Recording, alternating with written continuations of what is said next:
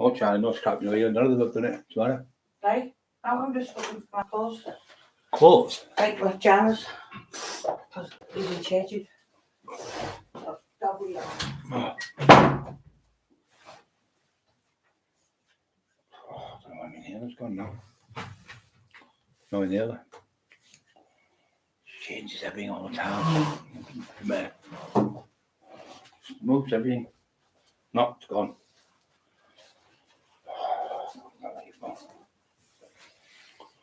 It's gone.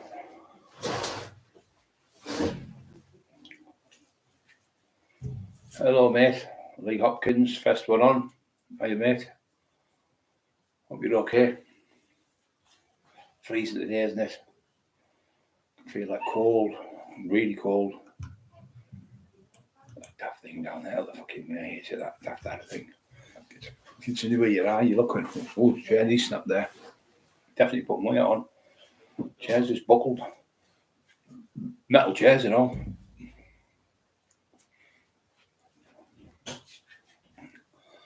Liam Cush, how you Brian Emma? She's at the back. Monty 16 Val.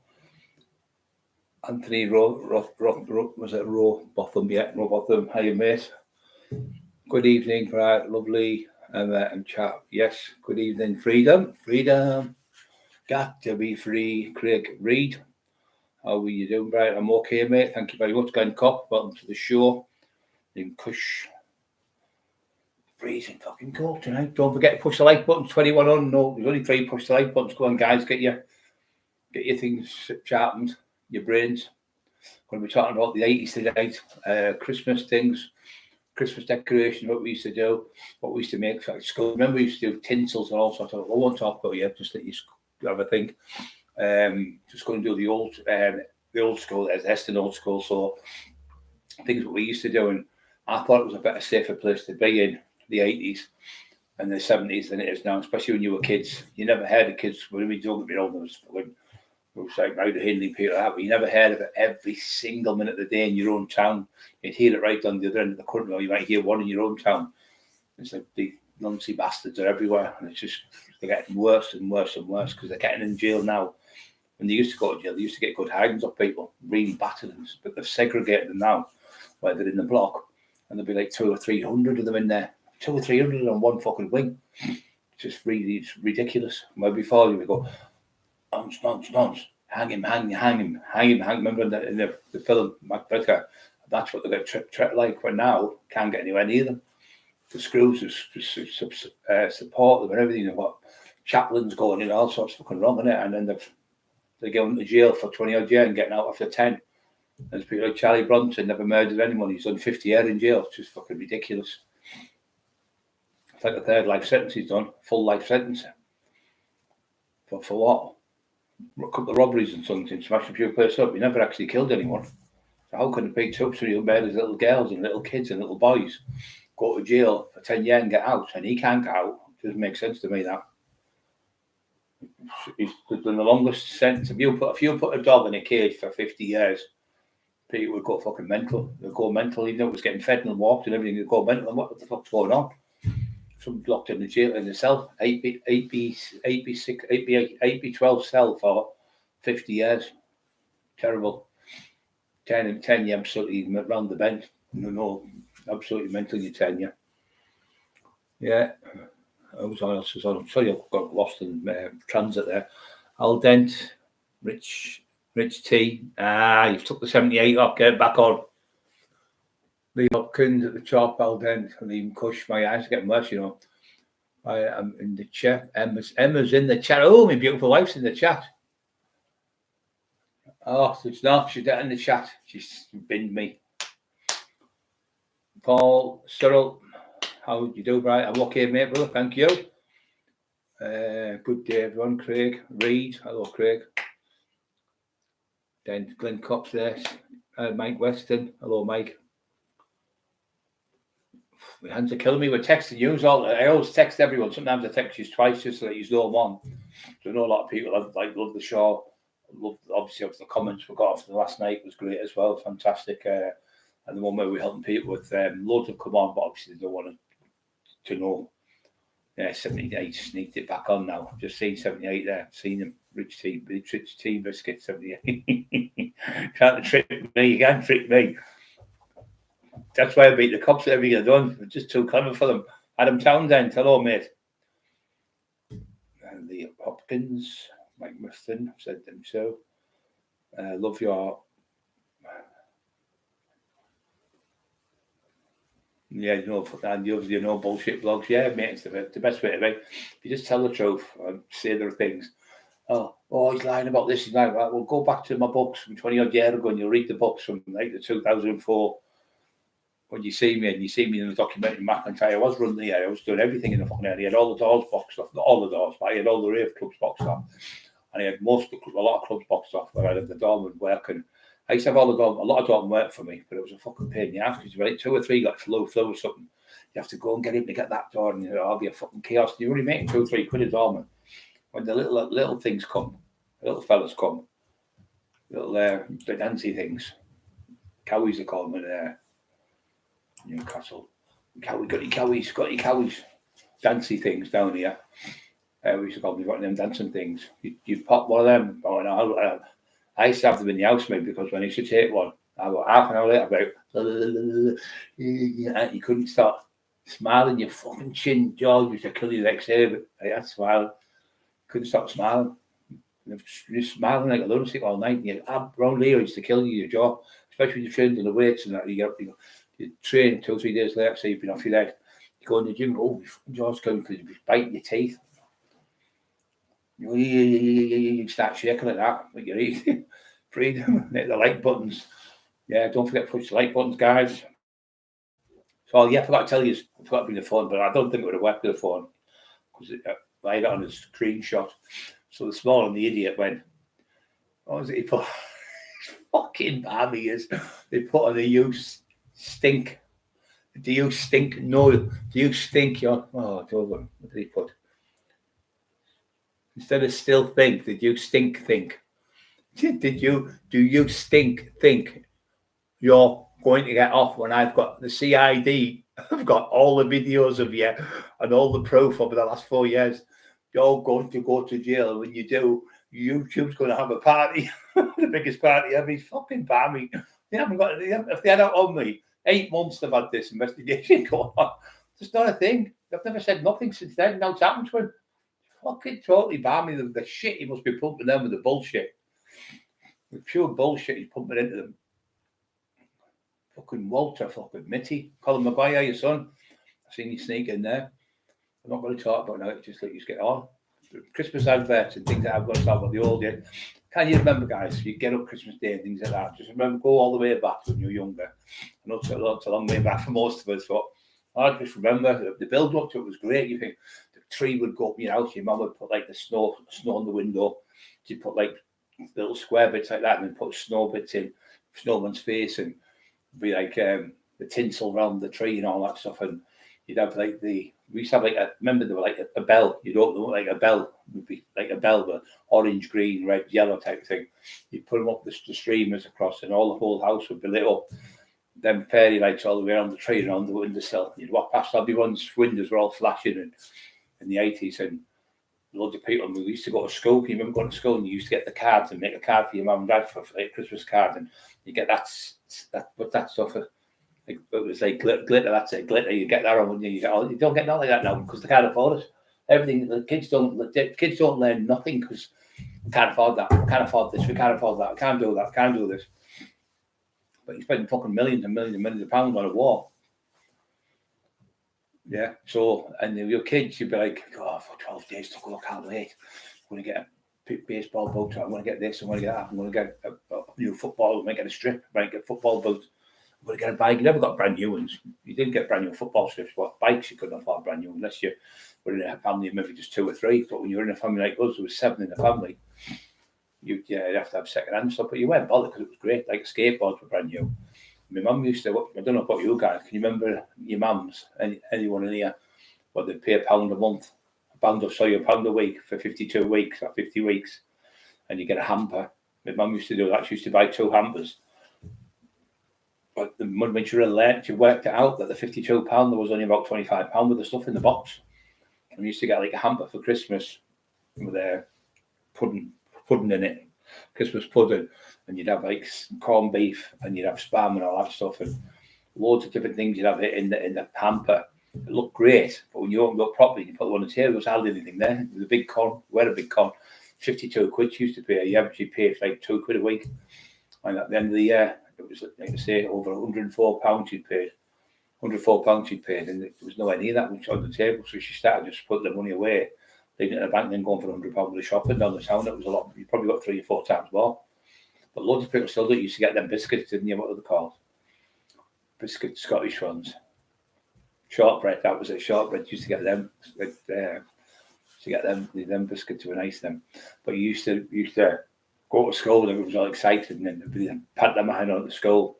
I played Ebenezer, the Wicked Wizard of Wizard of Oz. I played that part. And the next year I played Fagin. Bill, you've killed her. Bill. I was a fucking Fagin in the play we had to do. I think we did about 6 shows, like over two weeks. I think it was like 8 shows that we did over 2 weeks. It was good though. Yeah, it was good. And we used to let them play the guitars and all sorts of school. But like I say, when you were a kid, there was never ever anyone kids getting nuns hardly, or any kids getting raped compared to what it is now. We didn't know though, in these fucking homes and these priests and these nuns and that, they were dirty, horrible, low-life scum, sexually raping young boys in the Medhamsley home place. I know quite a few lads who were assaulted and that in there. Shut up! Them two arguing, the pup and him, Eli. The pup and him were like arguing to each other. The police hit the like buttons, freedom saying, yeah, so you used to get up. And then you go to school and getting closer, and then you'd have your school dinner and all that. So it was a nice school dinner. You get all that stuff, didn't you? I used to love it. School, I used to like that. Used to get rice with that syrup stuff, like a red syrup. Or you used to get jam or that. I used to put it on. That was nice. And you used to get. Can you remember that? What was it called? That fudge sauce on the white ice cream, vanilla ice cream, and that pure fudge sauce. It was fucking beautiful. Can anyone remember that? Oh, you right to the lads, Steve Mark? All right, mate. You okay, son? Hope you both Ollies are okay. Breakfast boy. Sea biscuit. Yes, get tin ham in it. Yeah, tin ham. That was right, mate. You used to get that key, didn't you? Because when they had the war with the Argentinians, said the Argentinians were going to keep all the keys off was it spam or corned beef? I think it was one of them. So you had that little key. If you didn't have that, you could open up. I used to love that. The brown sauce on it. Bit of brown sauce on a slice of bread. And then put the spam on, or the corned beef, or the ham. Yeah, the ham was a nice one. Ham was nice, cooked ham. You get like it'd be a posh tea, wouldn't it? When you'd have the little sandwiches, and your mum would be like, "Where's that?" Sounding like that, and then the phone would ring. Someone on the phone for you. Hello, Mrs. Cockerill. How can I help you? Tenant to Miss Bouquet? Fucking hell! I'd be like that. All the kids in the house, all of us looking at each other. Dad be going. You go, oh yes, she has. She's pure Scottish. She sends it to an English Miss Bouquet. Oh, Miss Bouquet, how can I help you? Okay. I told you to be fucking quiet when I'm on that phone. That's how man to put the phone there. Fucking keep your fucking noise down. That would be oh yes, just this the vicar's at the door. Some shit to come on. I bet we've all got mums like that to us. Well, not all of us. Fucking hell. Turns out Miss Bouquet, remember the series? Hyacinth, I think she was called. She always pretended she had loads of money and she was dead posh. Our mum didn't pretend she was posh or that, but she did on the phone, only on the phone. Yeah, you'd get up, wouldn't you? You go to school, do all your stuff, you do the play, get to school, you make stuff to go home with, write little things. And then you'd be going woodwork, you'd do stuff when you had maybe an hammer, a little stool, 4-legged stool. Well, that'd be 4-legged, didn't it? Can't be 3, can it? 4-legged stool. It was fucking took me weeks to make it when you have to do it. And then we used to do metal work as well on the lathe and everything. And you'd make little things. Can you remember that thing? That I don't know if she does remember that thing. You remember that? It was a black background like that, and you had nails, tacks in it all the way around. And it was a ship like that, and you got to make a piece of gold. Like string like that, and you went right around the thing, and it came up was a ship. Can anyone remember that, doing that then at school? Because it was like, you do it on a picture, and you put the black stuff around the picture, like cloth or something, and you draw it like the ship shape of a ship. I think he'd give you like the diagram, the school teacher, and then you tack the little nails in, and you'd thread it round like that, like on the nails all the way around, and it was gold, and it'd have the bottom bit be black, and it'd be with the scene of it, and you could see it was a boat in the sea. It's class. I think it's on Still Game. When you watch that series, Still Game, I think it's on one of the Still Game in the comedy season, a bit like Only Fools and Horses in Glasgow. They've copied off of Only Fools and Horses. It's just as good. It is really good. But they've got that little boat on there, what we made at school. All of us made them. And then used to make stools. Another one we used to make was the things out of pegs. What do you call them? Rocking chair out of pegs. Like the travellers used to have them come round and make them. The travellers would knock on your door. Would you like to buy some such and such pegs? You want to buy that? If you don't buy it, I'll put a spell on you. Loads of people to shit themselves and buy them off them. Probably their own pegs off the fucking back, guys. Regan, thank you very much. You're a legend. Anyone got any things they want to say what they used to do? Butterscotch, 10 out of 10. Brilliant. It was lovely, that butterscotch. Ali used to like cinder toffee in Scotland. Now, Mum used to make all that. She used to make slab top toffee, what you made for toffee apples. She'd leave it in a big metal tray. It'd all be hot and cool down, and she'd break it up, and it'd be fucking lovely. That Mum used to make it. Took loads of sugar to make, 4 pounds of sugar or something to make a big tray of toffee. She made her own jam and everything. She was really clever, and she did all her own decorating and artexing and plaster and everything in the house and gardening. We won. And she had a caravan in Saltburn, and they had a caravan of the year award for the best garden. She came second in the competition there with my dad. And they won second. I think they won about £50 worth of tokens, like their tokens for flowers or something. But it was in the Hartlepool. It was in the Middlesbrough Evening Gazette. It came second in a gardening competition. Our dad used to do strawberries. He got himself a glass. What do you call them? Not a glass. Made a glass. What was it called? When you put your things in. I can't think. Glass house. No. What do they call it? Where you grow where you put your food in. I can't think. Someone tell me, I've lost it. Glass. I can't remember it. Where you put your strawberries in and you put tatties in or whatever you want. Hey, don't forget to push the like buttons, guys. Don't forget to put a comment on, see what you think. See what you thought Christmas was like as when you were kids. What type of... my best advert was the have a lovely Christmas holiday, but knock down prices. Is there anyone there? Woolies is the place to be. Woolies was the best ever adverts. They were the best. Go on for about fucking 10 minutes. Absolutely all. The strongman Jeff Capes come out. Phil Taylor will come out with the dart. I said to him, "Can you remember that advert, Phil?" A few months ago I was talking. I said, "Can you see I was in it?" I said, "I know you were in it. I seen you." And then there was all the different characters were in it, and you'd see, "Oh, there's him, mum. Oh, there's him." You'd all be all excited. Everyone was just like, no one's like that now. No kids are like, "Oh, there's that actor. Oh, there's him." They just don't get no excitement over nothing. You'd see some actor on the telly like Jim Davidson. "Oh, there's Jim Davidson. Look," and that other one will come on. You get excited over a bit of stuff on the telly. Now it's fucking. "Oh, go up, my friends. Can you get me a burger? Can you get me a McDonald's? Can you get me a pizza?" "No, I'm not going out. I'm staying in the bedroom. I want to be 28 stone by the pound 15. They just won't fucking do nothing. Well, like, who's going to go to the shop? "Well, I'll go to the shop, man. Get the money, go to the shop." We'd be like half a mile there and half a mile back. But they'd be like, kids now, "Oh, I'm not walking right around the shops. Round the fucking shops. It's around half a mile or something. Not even that. It's about, I don't know, a fucking quarter of a mile."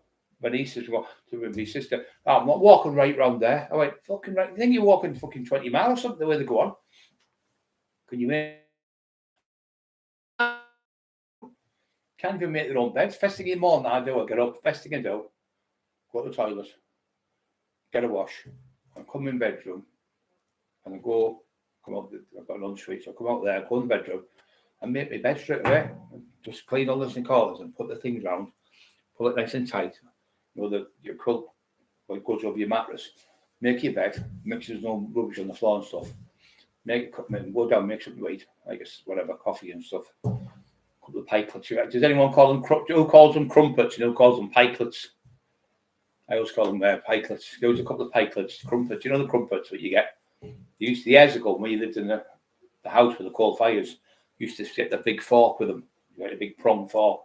You'd sit and you'd cook the pikelets, turn it over. Oh, you pass that on, turn it over and stick it in.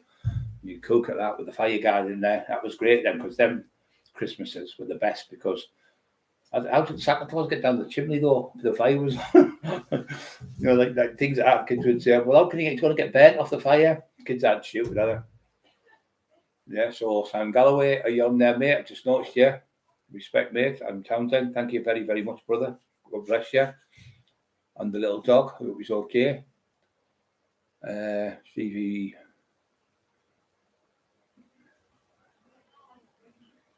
Follow you, what I put in, mate.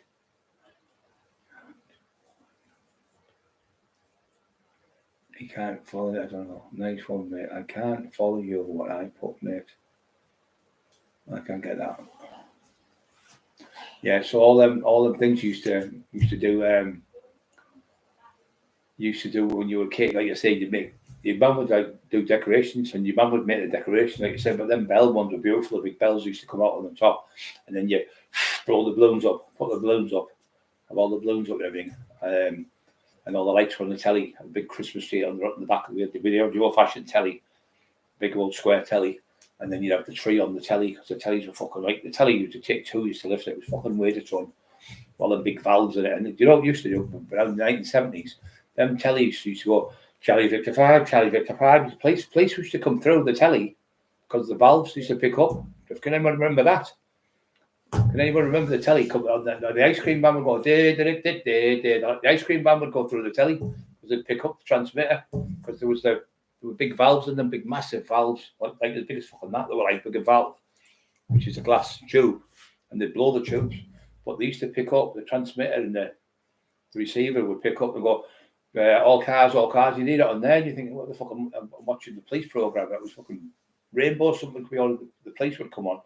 Even in the daytime would come on, the signal would pick up. It was terrible. Ice cream vans, taxis was another one. The taxis used to pick up, especially if you're in the town centre. Yeah, so you used to go to bed on the night, go to bed about 10 o'clock, and sitting there going, sleep, just go to sleep. Get sleep, I'll get up soon. Go to sleep. It must be an hour. Look at the watch, 3 minutes past 10. 3 minutes past 10, you think, fucking hell, I'm going to be all right, mate. Back to sleep. You pretend to sleep in the night, pretending you're half asleep so you could fall asleep. You just keep, I wonder if I've got that bike, I wonder if I've got this, I wonder if I've got that, I wonder what I've got, I wonder what you've got, and just go to sleep and find out. You just can't sleep, can you? When you're a kid, you're like, oh. And then you'll go to someone like Jamie, who's the youngest, ask him to go down, about, get back up them stairs, it's 2 o'clock in the morning. Because you'd still be putting stuff up, like bikes and stuff, and little forts and stuff, and prams for my sister and stuff like that. So you try to sneak down, wouldn't you? Try to not sneak down, you'd ask, can we come down yet, ma'am? No, it's 3 o'clock in the morning. So you let you down about 5 o'clock, 5 or 6 o'clock, you come down. You don't know, you're like, oh yeah, thanks, ma'am, thanks, dad. You're over the moon with all the things you've got. You get like a selection box. You used to get your Crunchy, your Mars bar, yeah, your minstrels. I don't get minstrels no more. You used to get Spangles. They don't do Spangles no more. You used to get 3-ball mints, toffee ones, and you used to get fruit. We used to get toffos. Remember toffos? You used to get normal toffos, and then they got the fruit. And you got ones with yellow in, like banana, strawberry. I can't remember the ones. Brown with strawberry. I think it was 4 flavors of toffos. They were brilliant. There was a chocolate one. You got chocolate in it. You got toffee, chocolate, because the chocolate was in the toffee one. Yeah, you got 4 different ones, and then you used to get them. Do you remember them fries creams? What you get now? Fries creams. You used to get 5 centers. I think it was lime, lemon. What was it? Lemon. It was orange. It was lime, orange. The white one, cream. There was a pink one, strawberry. I think it was. I think it was 5 centers. I can't remember the other one was now. Anyone got the answer? What was the 5th center? The 5 centers, I think they were called. Yeah, they stopped selling them. I absolutely loved them. It was like a cheap version of chocolates, but they were lovely. Dark chocolate. Went to nobody's. Scottish tablet there, that's the one. That's what Mum used to do. You're right. See, Roy Billings. I was afraid you must have done some of these things. Come on, get some things up here. Bail me out a bit. Greenhouse, that's it. Tony Jones, give that man a cigar. Tony Jones, get in there. Couldn't think, he just got blank. Fucking wooden top I've got. Yeah, so he used to do, he did strawberries and they were fucking massive. Brilliant. He didn't get a lot, he only got about 30 or 40 of them. But he gave my mum, she made jam out of them. She's really good at making jam. She used to do it with rhubarb as well. We used to go and pinch the rhubarb out of different places. There used to be a big load of allotments. We lived in between Seat Lane and Station Road. I think it's Station Road, Station Road. I can't remember the name of it now. And Stockton Road, that was at Stockton Road. Stockton Road's a massive road in Article. And we used to go to the allotments, up the allotments way out Manor, and go in there and we used to pinch all the things out the allotments, the bits of stuff out there, apples and all that stuff, and pears and trees and all that in there. But if it was we growing them all, we'd be over the fences pinching all the stuff out of the allotments. Got chased loads of times. They'd never catch you. The cops chased us one night. We were like fucking, my mate broke his ankle, so he got in the bushes. And we went, come on, you black cunts. Because we used to call the cops black, not because they were coloured before anyone said we were racist. Shut your black cunts, that's what they called them, because they had black uniforms then. Dark blue. They used to have black Mariah Vans. Shut your black cunts, you pigs. I used to call them like that. And the chase, they could never get anywhere fucking near us. We built buildings like 50 feet fucking high, crawling along a fucking little. I wasn't scared of heights then. I'm not scared of them now, but I just don't like them. But I was a kid, right up the ladders, them big cooling tower things, right across them fucking things, right up in the air, miles up, like fucking 40, 50, 60 feet in the air. The cops would bail out, they wouldn't go up anymore. They shit themselves. No, we used to fucking didn't give a shit. We used to have a rope on one of them. So we go around, we get chased and come around, we just go abseil down the rope. Could have fell off the rope, wasn't easy, but we didn't give a shit about heights or nothing. Jump in the sea and start swimming up the sea for miles, not miles, but like for a long distance. I'm not going to get back. Fucking shit yourself because you couldn't get back. It's fucking struggling. But there's another thing, none of us ever left each other then. Say you were in a gang, there was 10 lads after you, and there was like 7 or 8 yous, and one of you got caught, and you all go back to fight. You wouldn't leave the lad right now, these fuckers would run off and leave you on your own. We all stuck together as a gang, we have a little gang today. And we're like 4 or 5 of us. If we got caught, we'd go back to fight. If we got all beat up, we'd all get together like fucking one for all and all for one, like the Three Musketeers. Now, if one got caught nicking or out like that, nobody grasped. No one said a word about the other one. I didn't know him. I just met him that day. I don't know who he is. Or we'd always have a cover story. Even then, when I was a kid, never fucking say nothing to the police. My mum used to say that to me, and my dad and my uncles. That once a copper, always a copper. Don't tell them nothing. No matter what they say to you, don't tell them nothing. Ask you questions, you said, don't know what you're on about. Don't know what, I forgot. Bobby's the best at that. I forgot. We used to pick monitors up in the cab radios. Oh, yeah, I never thought of them. Well, I'll tell you a story about this one. This is funny, this. You just put me on there. So my mate was going out with this, well, he's married to this, obviously married to this woman, and they had a baby on it. So they had the baby monitor on. He was only shagging his best mate. And he goes and he says, I'll just go to the caravan. But he'd left the baby monitor on. He put the baby monitor on and took the other one with him. She's going, are you coming back later on when he goes to work and all that? She goes, no, he's going to find out, what's happening. They had everything on the thing. He told me the full story. They come in and went, poof, punched him right in the face and fucking slapped her as well. Knocked her right over the fucking coffee table. I know she'd laugh, but yeah, put the baby monitor on, caught them. He'd seen each other going, can you hear crystal clear there? Crystal clear. Yeah. Drop scones, yes, drop scones, Mark, spot on, mate. Our mum used to love them. Used to love them. You could put them on the hot tray with you and drop them, and they'd just be on there, and they'd flip them over with a little spatula, I think they call it. Just flip them over. That fucking brilliant. We used to have tatty scones in Scotland and all. That's what they made. Another one called tatty scones. They were lovely.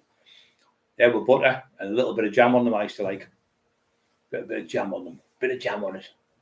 We used to get at Christmas Day, we used to have you'd have your dinner, but you'd have a Yorkshire pudding. I don't know if you can agree with this. You'd have onion gravy with the plate in the big pudding about that big, and you'd eat that as a starter. And you'd eat that, I'd start you off. The what's it called? Fucking hell, I can't think straight tonight. I just had them yesterday. We ran out of the fucking things yesterday. What you think you did there? Fucking hell, can't remember what you put in. Got the calls. She made me the rest of it. Can't fucking think. Sunday dinner you put them in, and Christmas dinner. I can't remember the stuff is the same stuff where you make the. Oh my god, my memory's gone. You make pancakes with. Someone's going to get it in a minute. It's right. You don't know what day it is, mate. Don't even know what fucking year it is, I don't think. All these fucking injuries I've got. I'm Townsend, thank you very much, brother. You're a legend, thank you. Oh, you got it there. That's sausage roll. Fucking useless. Suddenly, didn't you get them with them? You go and get them. Fucking useless. I'm funnier when I've lost my memory. Biscuits, cakes, biscuits. No, you get them with your Sunday dinner with the mint sauce, and you put the mint sauce on them. What they're called? Yorkshire puddings, man. I can't fucking think there. Yorkshire puddings. Yeah. Stockton like Oggy, right, Raven. Yeah, we used to do it. We lived in Hartlepool. We used to go up the posh area, back Catcourt Roadway, an old like £1 million house up there, big fucking huge, massive houses. And we used to go with my mates. We used to nick them. So what we used to do was we used to go off at about 4 o'clock, and it was like late nights. So we used to go and there was like a vicarage there, and it had fucking about 20 apple trees. So we put the bikes out, put my race, and hide it on the floor, like near the fence, so you couldn't see it. And he'd put his chopper. He used to have, remember the old choppers? They were fucking £300, £400, £500 them now. So anyway, we was on that, and I was behind it. Anyway, we sneaked through. And we had a bag, and we were putting the apples in, and we put our jumpers inside our trousers and throw the apples down there. But them big, massive apples, some of them crab apples are fucking horrible, weren't they? Then you bite one with a worm in it. Whoa! And you fucking worm would be in your mouth. So we used to get there, and his vicar come one night. He went, "Hey, yo, so anyway, he got us because he came behind us dead quick, and he hit us with this fucking big long stick, like a walking stick. Couldn't hit me with it. He had like, say it was like a horse's head on it or a dog's head or something. So he held that side and he hit me with the fucking stick, caught me on the shoulder with the stick. I said, "You fucking asshole." And Catholic priest he was, fucking scumbag. And he hit me, and anyway, I grabbed the apples and ran like fuck. "I'll get the police on you." Fucking old cunt. So we left it about 2 days, we went back and got loads more. So we used to give it to our mum. And our mum used to bake them all for everyone in the street. She'd give like the neighbours apple pies we got for out. And she'd get the pastry blessing. She'd make all the cakes and that, especially the kids and that would come. She used to invite the kids in who were starving, who had nothing. In them days, if you had no, you go and ask Mrs. Jenkins, can I have a bowl of sugar? You get like a little bowl of sugar like that off to say you got it on the Sunday, you got paid on the Monday. I'll drop it off tomorrow and you might get a little bit of milk. Can you ask her for a bit of coffee and a bit of tea? And then she would ask you the next week or something you were out. So that's what I was trying to say. They'll come around and next scale meeting day. Slept last night weird on my neck. Fucking stiff. And the camaraderie was great. So you just say, "I'll go and ask Mrs. Old Jenkins, can he ask?" She's like 75, 80-year-old. "Oh, no problem, son. There's me." The Scottish, "No need problem.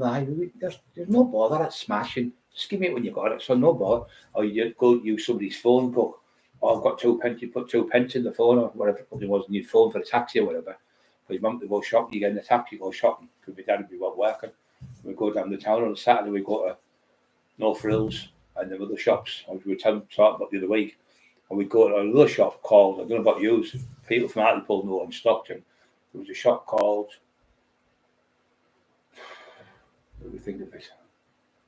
It wasn't a Deer shop. It wasn't like Toys R Us. It was like what the fuck they call the street? Dovecot Street. It was in Dovecot Street. There was a Dovecot in Stockton and a Dovecot in Hartlepool, and they sold really cheap bedding for your beds, like sheets and all that stuff, and blankets, and they sold army boots, and they sold everything. It's like army surface stores. I think they've shut down now. They were really, really cheap until like Asda and Tesco's and the pound shops alone wiped them out, but they were really good. I used to go in and you'd get a game, you get a big box like that. And in that box there'd be like Ludo, drafts, snakes and ladders, chess, blow football with little goals and you explode it. And you'd have like that one where you flick it across the table, you pass it to each other, like you hold a little thing and you bang it past. When you hit it and it slides across the table, slides or something, I can't remember what it's called. You'd have about 10 games in there, but that'd be for you all. And then you'd have Ludo. I love Ludo. That was my favourite. you could piggyback on, if you were yellow, you could piggyback on the other one going. I didn't like Kaplunk. I was bored, and that Cockerill was shite, I thought. I like that. The action, man. The action when the evil Cockerill was good. You'd wind him up like that, and you'd let go of him, and he'd go flying through the air. Fucking. It was great. And you get up like his head that day, and your mum would have you could smell the meat cooking, the waft of the food, and you're like, oh, it's crap, no, like clash, and everything was warm. The fire was on the gas fire, by the gas fire now, because we were in Seaton Lane then, at the very top near the Out Lodge. I mean, massive, so many council houses, but the big massive rooms of council houses up that area. They all were in the 70s, 60s, and 70s. So I think the pre-war, some of them, they were all big, because in the 40s and the 50s, everyone had like 5, 6, 7, 8, 9, 10 kids. They didn't have fucking tellies in them days, so they had loads of kids. They got to bed early, obviously, and they had nothing to do, so they could get up to whatever in bed, and then they'd have loads of kids. You know yourself, your nanas and that, and your great nanas have had 5 brothers and 5 sisters, or fucking 10 usually. I've got 10 in the family, especially Catholics and that. And you had to go to bed early then. And there was fucking, used to get rhubarb crumble, didn't you, off your mum, and apple pie. It was all made at Christmas, and scones with little little cherries in them, and scones with little crunch in them. You'd eat them. Don't forget push like buttons, guys.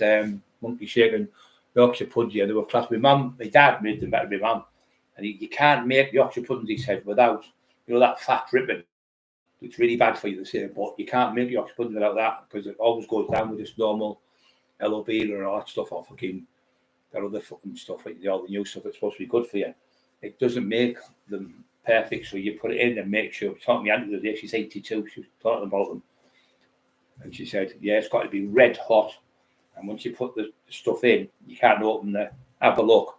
If you have a look, you roll it, it'll just go flat like a pancake. And it used to come up out guys like that, and it'd be a little bit bare on the top, perfect. Slice them out, big massive Yorkshire puddings you make. And we used to have, like I say, the gravy on fest with the onions, and you'd eat that. That'd be a start, and then you'd have like roast beef and chicken. I think we didn't usually get, none of us usually like, but we had turkey, but we didn't really like it. It was I think turkey's very dry. So we used to have roast beef, and we used to get, and turkey, and chicken. And sometimes you get roast pork, so you'd have another one for like Boxing Day. But there was loads left of what you used to do the next day, like everyone. You'd bake a curry out of it or something, or you'd have a big fry up like a bottom squeak. Everyone would have that for the tea on the night. But you were knackered anyway, because you were sat there eating chocolate chocolates at 5 o'clock and 6 o'clock in the morning, eating sweets, and your mum let you do it. And then you send the telly on, things would start coming on the telly, you'd be playing your games and watching the telly. It was great. And then such and such a film would be coming on at say 3 o'clock. Oh, we'll watch that. It's fucking Indiana Jones and the Temple of Doom, so I know it might have been that one, or Back to the Future or something like that. Them type of movies were out then in the 80s. They were marvellous. You monkey cheese one, best more Pampura.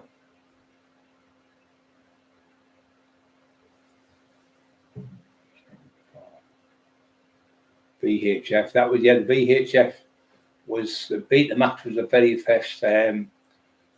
first one we got it. We got it from was it Co-op? I think it was the Co-op I got it from for our mum. It cost 450 quid for a fucking Beat the Max DVD player, not DVD. Beat the Max. The VHS ones came later on, about a year later. I think they came out in 1980 or something. Anyway, we went. I had had that, but I'd never experienced it.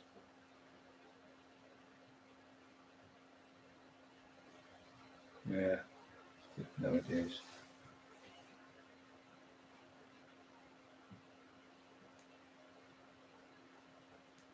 Yeah, don't bother none of it out, mate.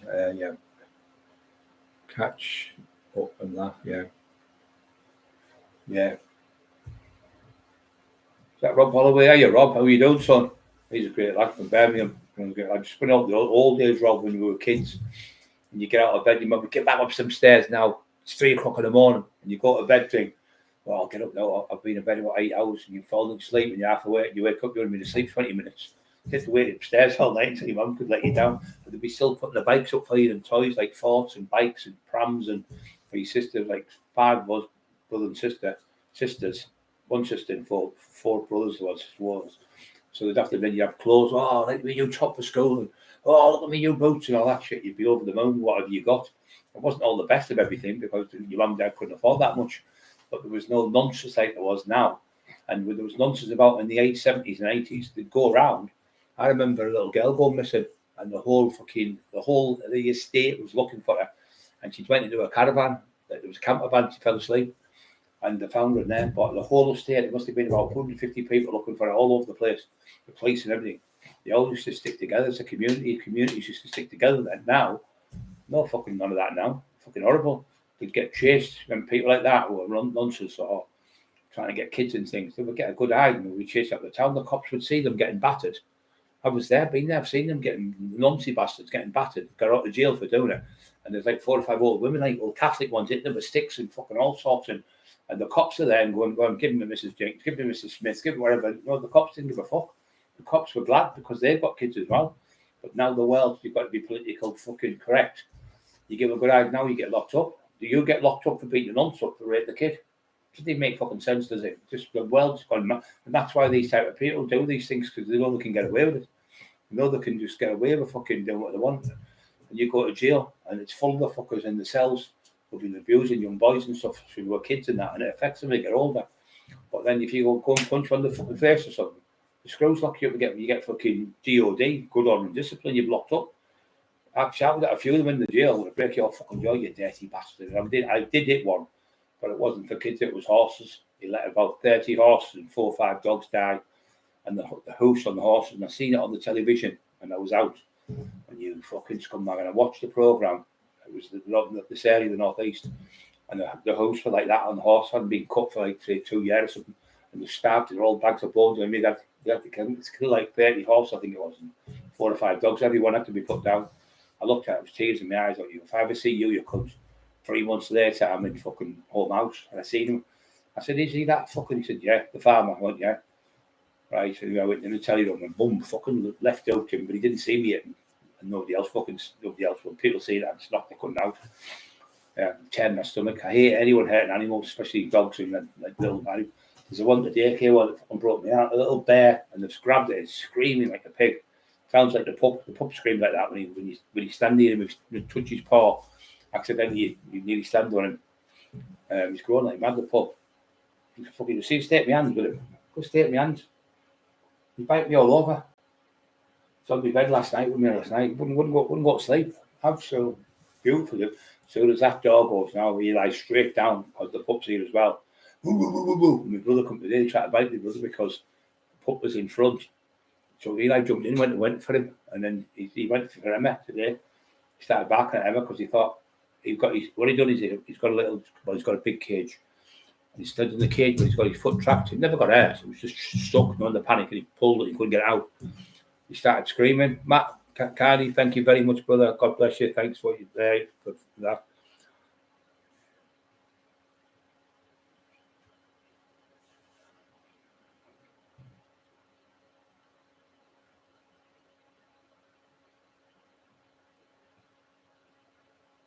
Yeah, you've got to accept the. You can't. No, you don't have to accept.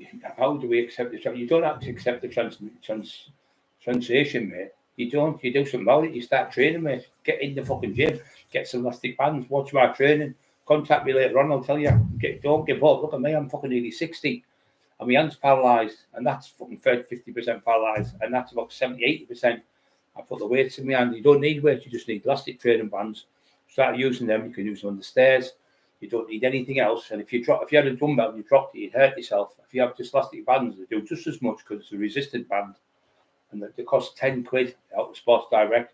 And honestly, there's loads of videos on here where I've showed people do the back. And I started off with 1 kilo weight. I couldn't lift it. So I was getting one weight and it was holding my hand. I was getting my other hand and lifting it up and letting it fall down. I was lifting it up and letting it fall down. And in the end, I'm doing now, I did 15 key dumbbells last night, and I did 25 reps, and I put them down, and then I did 30 key barbell, 25 reps, put them down, swapped them up before, and I did 100 reps straight off. So you can do like more reps and less weight. Just does the same thing as long as it stimulates the muscle.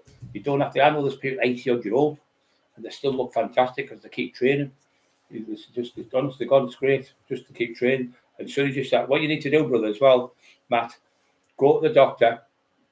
Tell you this now, I'm 90% sure you'll have a low amount of testosterone in your body, and that's why you'd be feeling weak. And sometimes you might have diabetes, so you need to go and get your diabetes checked, get your liver checked, the enzymes in your liver, because 90% of it is not enough testosterone in your body. And I've told about, must be 1,000 people come on when you're right, man. I've got the new testosterone. So you go to the doctor, tell him, he will test if you've got enough test in you. If you haven't got enough test, he will give you something. It's just a gel to put on your hands. And in about 3 months, it'll get in your system properly, and you'll be a totally different man. Because when your testosterone level, your libido is not working 100%. You've got no strength in your hands.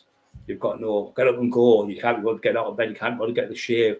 You feel weak because testosterone. When you're younger, you produce it in abundance. When you get to 30, you start losing 1%. I'm sorry if I'm going through this again just for this lad, because I have to, obviously, because he's asking for help. So you go through every year, mate. When you get to 30, 31, 32, you start losing 1%. So by the time you get to, say, 50, you've lost nearly half of your testosterone what you had. Some people lose more, some people lose 1.5 a month a year. So by the time you get to, say, 60, you've lost nearly most of your testosterone.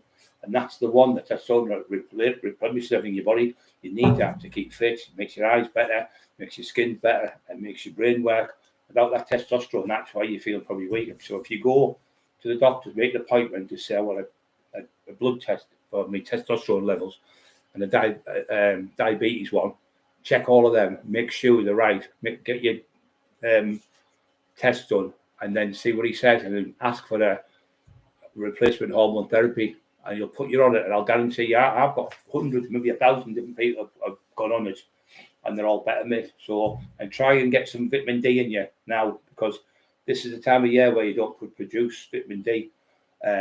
You only produce vitamin D through the sun, so it gives you that. When you come to these time of the year, it's called the winter blues. It's only that because your testosterone levels drop, because when you're in the sun's hitting you all day, you're producing vitamin C instead for vitamin D, and the vitamin D raises up your testosterone.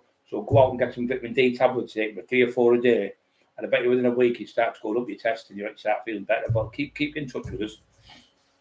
If you need out money, I text away, mate. Yeah, Racing Lady, thank you very much. Thank you all the world. Adam Townsend, thank you, brother.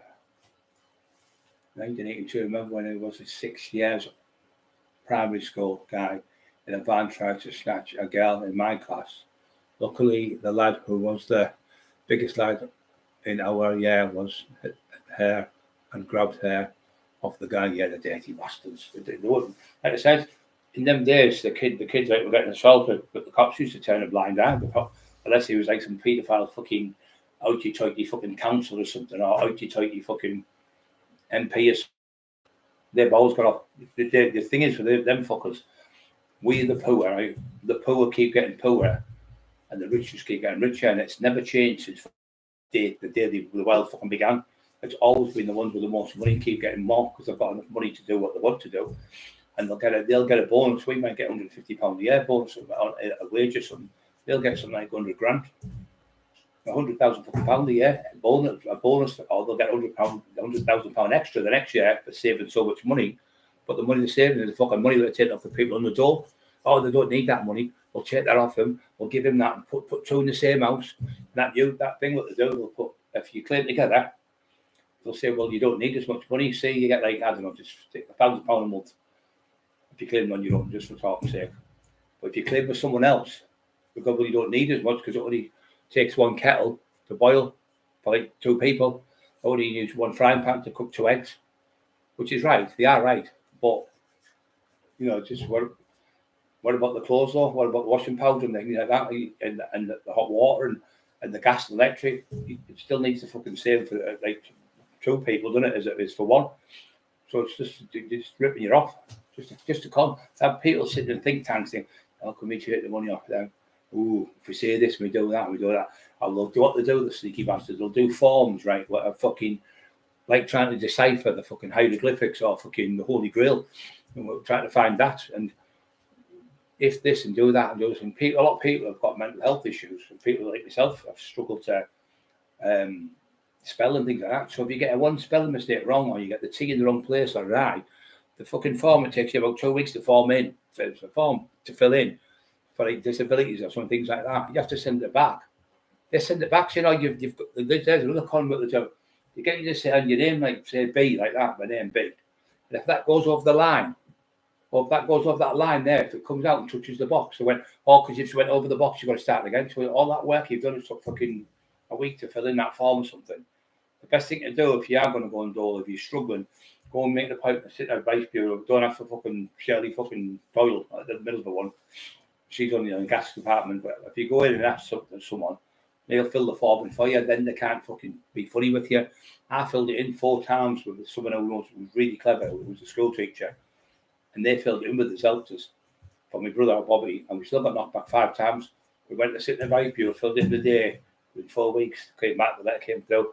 Oh yeah, you passed your thing and all that. I said, well, we put in for this. I went to sit Advice Bureau again. I said, I put in for this 12 weeks ago or something. So they gives the money from this when they passed it. So now that they already put it in, they might have made a mistake. So all that shit where they say you can't get it, you can appeal against it, but you need to sit in the Advice Bureau because that's what they do for a living.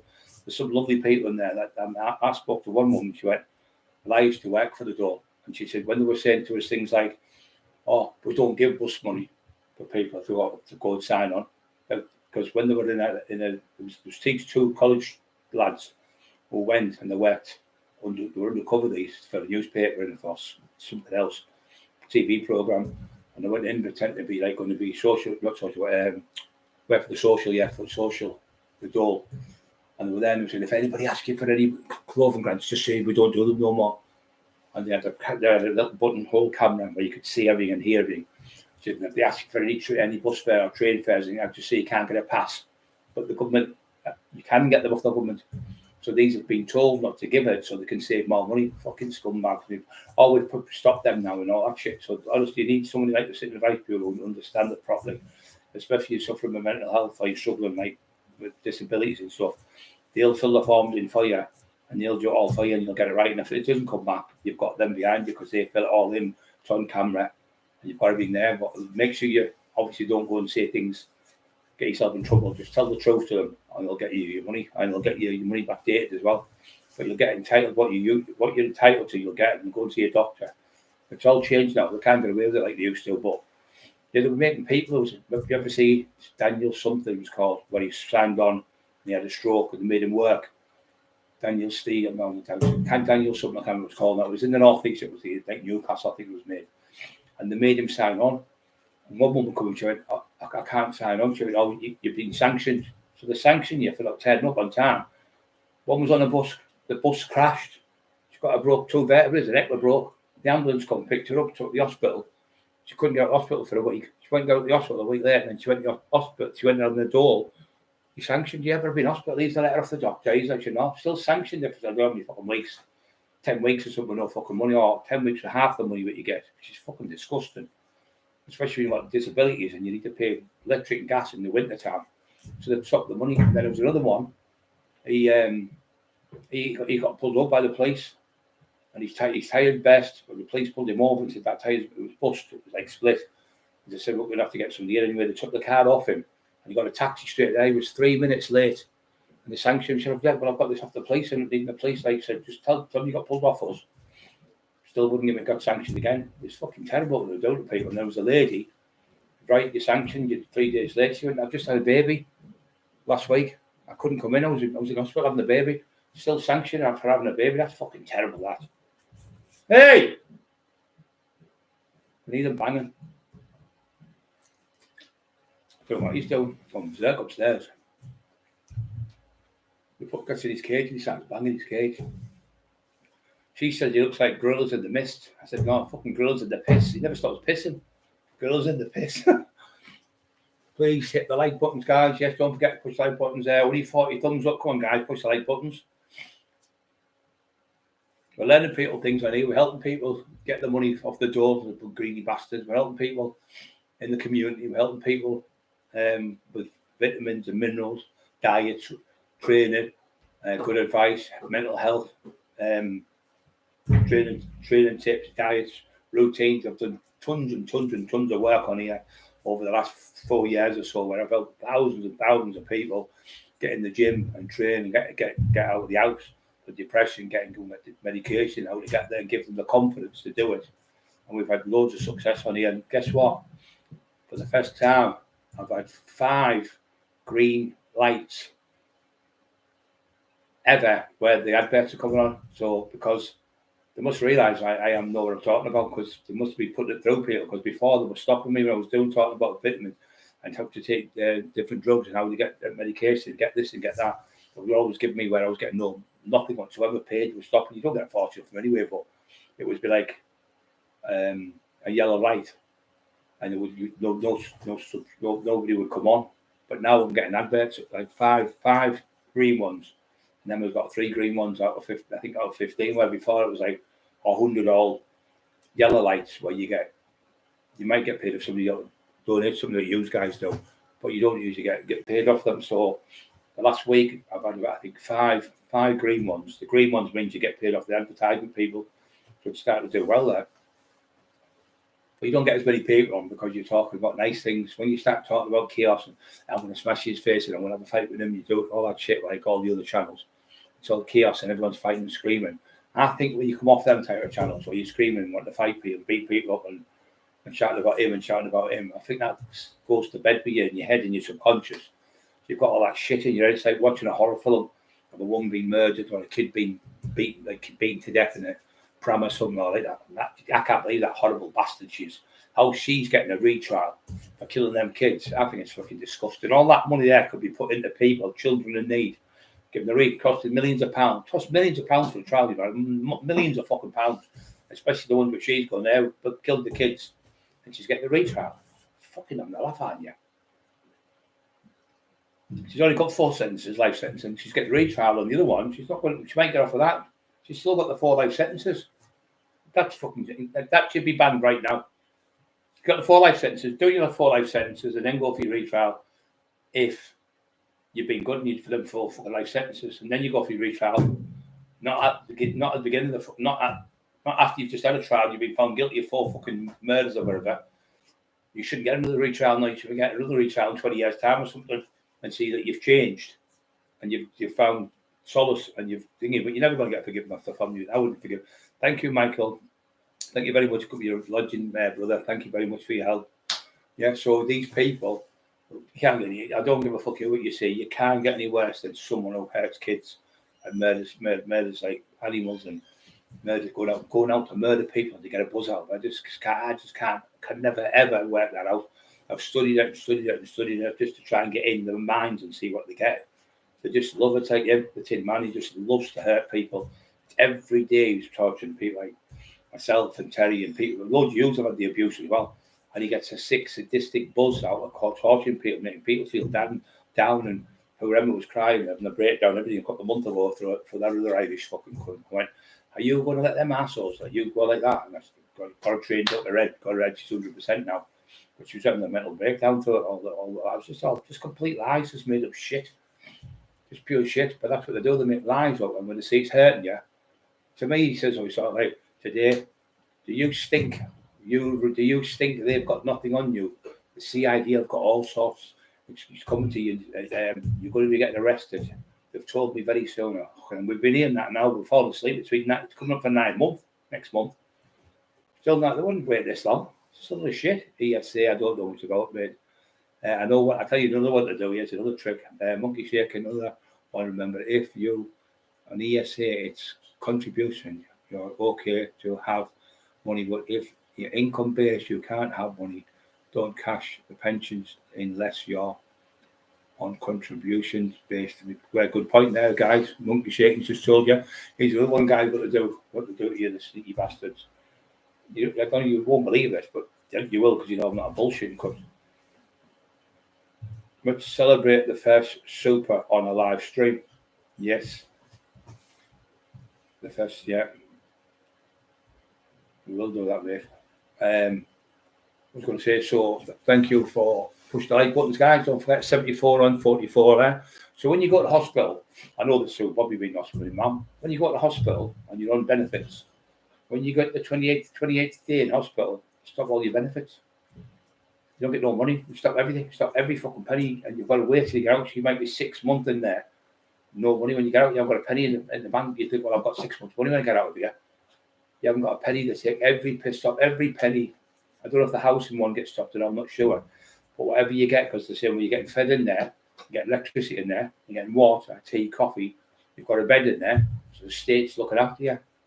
And then what they do is to the old people, dirty bastards, they'll have somebody in there who's older, they'll put their old people's home, she's the last person at their house. They'll put in the old people's home, they'll take they'll take like £500,000 or £1 million house off them, sell it to contribute to where, well, she might only be in there 2 years. So they'll take the fucking house off her, or the house off the old man and woman, both could put them not a mental asylum, in hospital where they're poorly, where they can't look after themselves, they're fragile, but they can't walk properly. I might go in one. Yeah, so they take the house off you and sell it and keep the fucker for the state. Or if you die and if you're old and you've got a house and you haven't put it in a will and you're in one of them state homes, the government will take the house off your kids. They'll take it off them. So you need to, anyone out there now who's in a home or anything like that, who's competence mentis, who understands what I'm saying, go and see a solicitor or advice worker or somebody like that to help you, because you can fill your will in and the money will go to your children. It'll go to them, but it won't go to them if you haven't put power of attorney. That's what it's called. You've got to put them as power of attorney. One of your children, the oldest one usually gets it. If you're really poorly, but if you don't do that, the state take it off you. They get sneaky cunt solicitors coming, barristers. Why can you tell a solicitor and a barrister lies as soon as the fucking lips move? The biggest fucking lies walking the con you out of every penny you've got. So, and you've got that other one, look at that, you pay super tax, I think it's 40, 50, 60%, 50% you have to pay that. And then you save up £1 million, and I've got £1 million there for my kids when they die. Then they take another 40, 50% off them. So they've took really 100%. They've took 50 off you for you when you pay your insurance, not your insurance, your what's it called? Your tax. You get your tax every month. You pay your tax every month. They're taking, I think it's 60% of super tax, I think it is.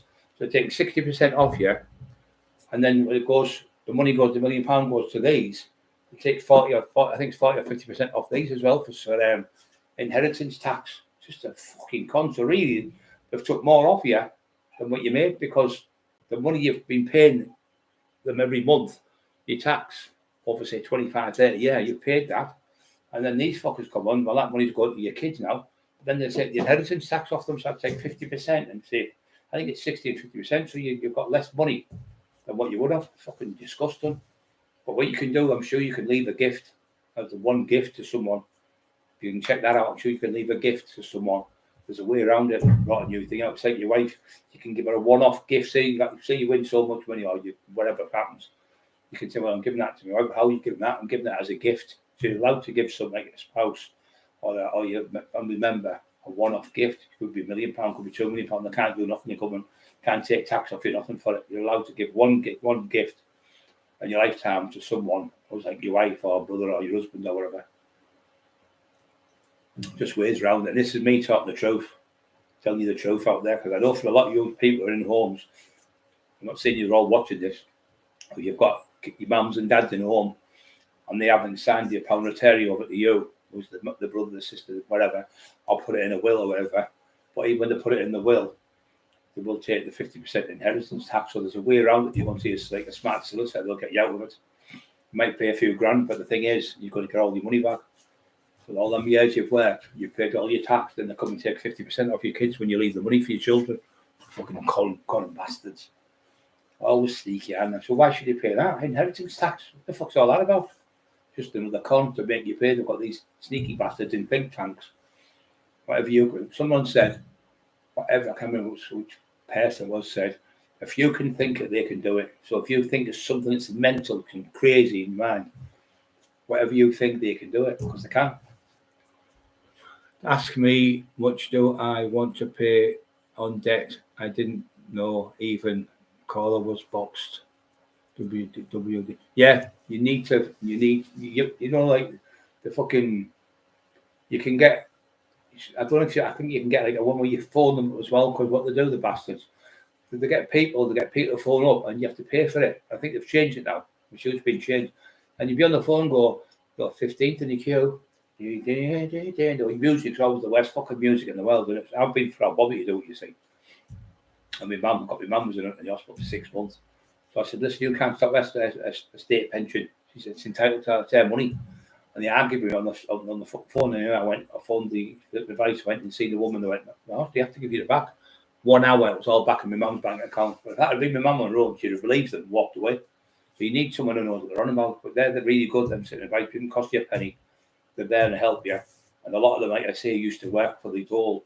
And they're telling me some of the dirty low-life tricks. You know, I've been in with Bobby, and I always talk to people, be nice. You know, they'll do this trick and they'll say this and they'll say that and they'll do this. You can take them to court as well if you want to. I went to court with Bobby, took him to court, and I won the case straight away. So he hadn't been in for his mental health assessments and blah, blah, blah, and stopped his money. I said, yeah, well, you can't come in, can you? Because you can't go out like that because you can't go to the house. He was frightened to go out and things. So I got him a resentment form off the doctor. Well, if that form says that, off the doctor, and they give it to the other doctor, went, yeah, he's right. So they had to give him all his money back. You've got to use your fucking head. You've got to think. If they're doing what they're doing, you've got to think a little bit better than them. You've got to use the system to work the system. So you work what they're doing, you pull the same strokes. Different strokes. And that's it. Different strokes to rule the world. Yeah, I hate it when I see people being robbed or people being beat up and stuff rubbed out of the house, you know, like old people or like fucking kids put in the street. I've got nowhere to live in that. It's fucking disgusting. Jigsaw, WDP, always make mistakes. Yeah, it's freedom.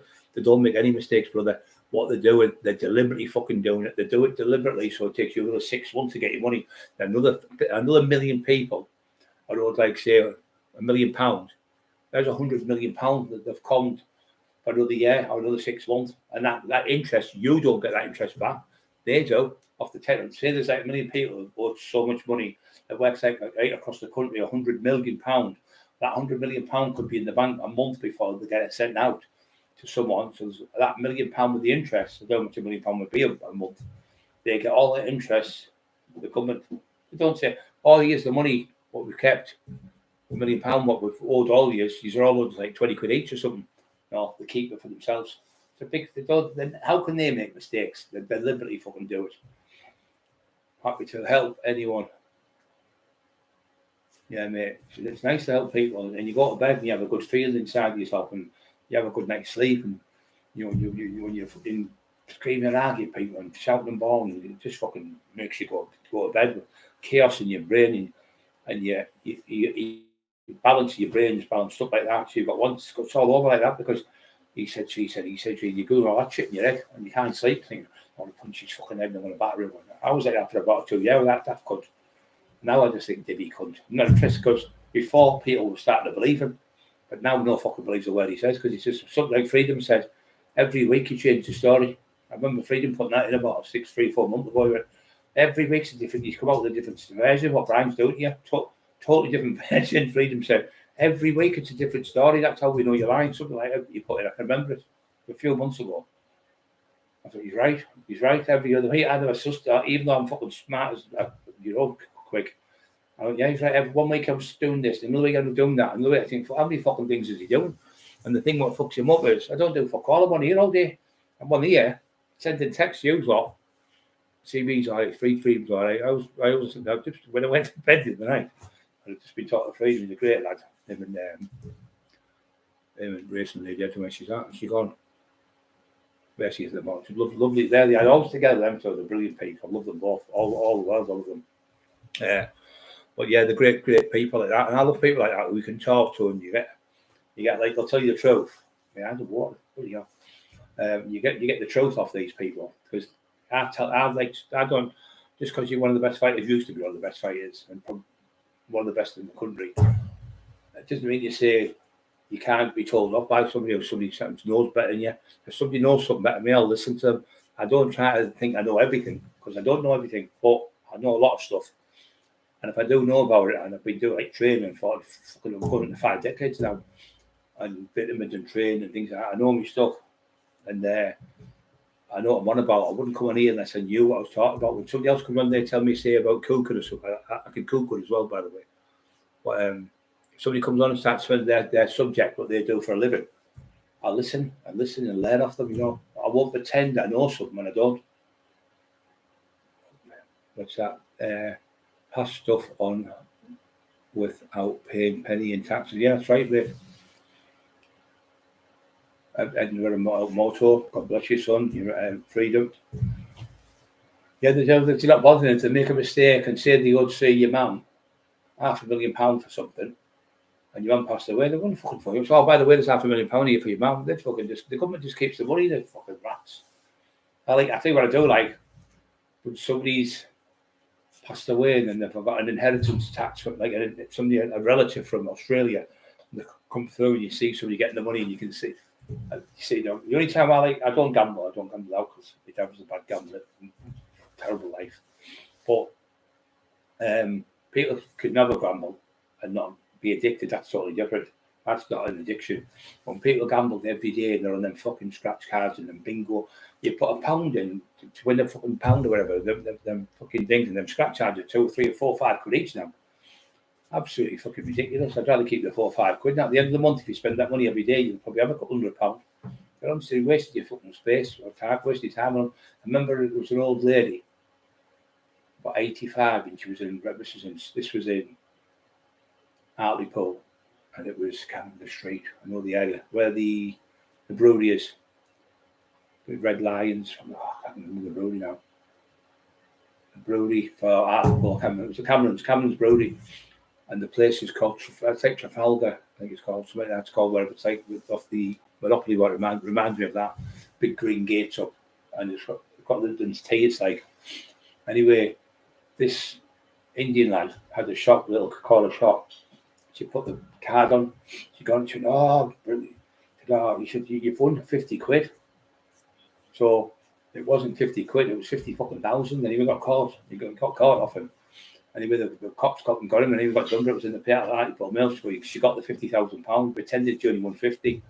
But greedy bastard, horrible bastard doing that to an old woman.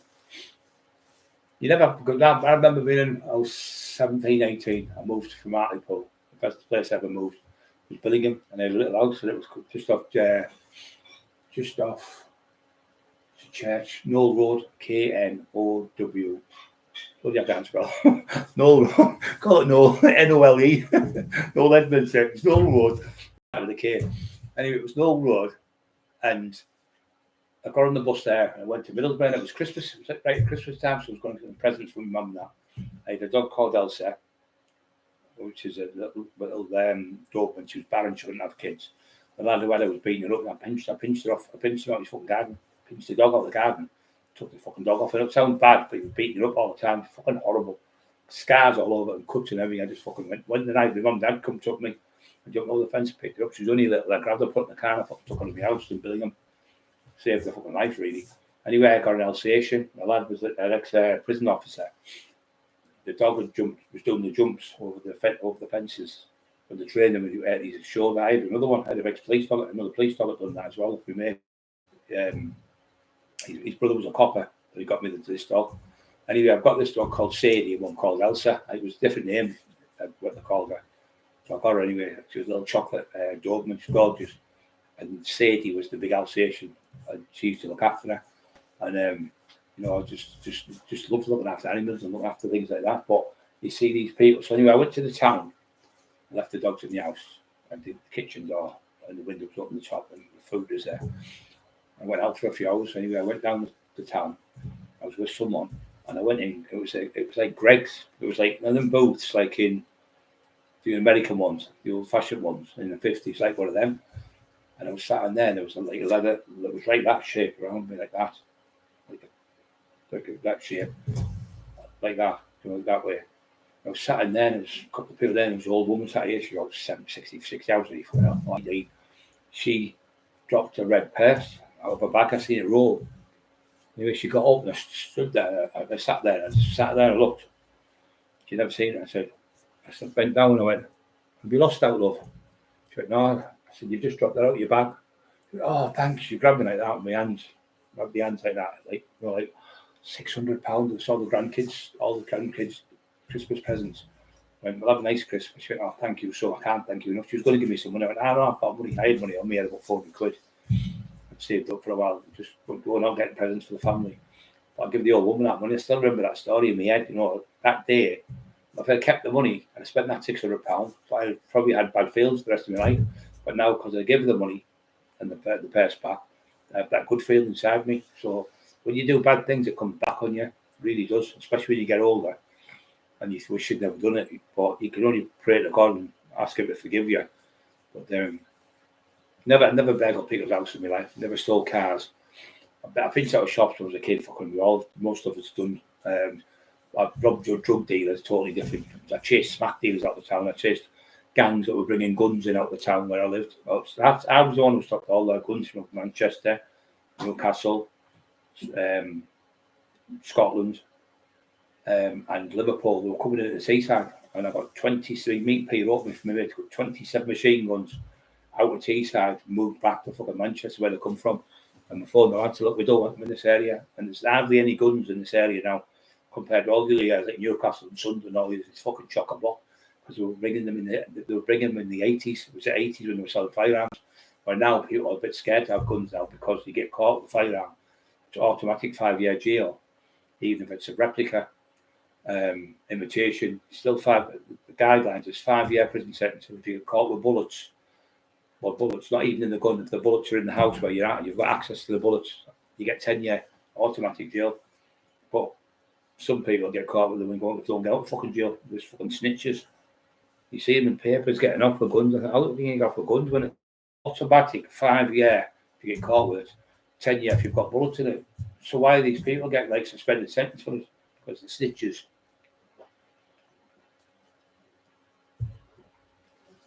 Snitches. Police informers, went with the police. Served in shop, Mark shaking. You can't get served in the shop because some woman says you have number 6 or number 2 or number 7. I'm saying, for fuck's sake. I don't understand that, mate. Don't understand that monkey shaking. Why can't you get served? Number 7.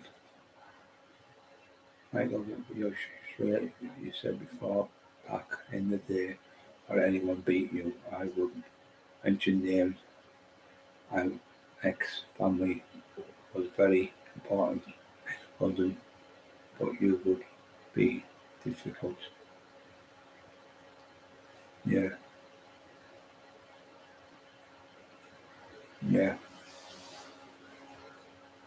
Yeah, so I was going to say, okay, what's that? Many them in buying more. You say, yeah, fucking stupid, mate. Well, I know somebody had a wedding and they got 200 of them scratch cards.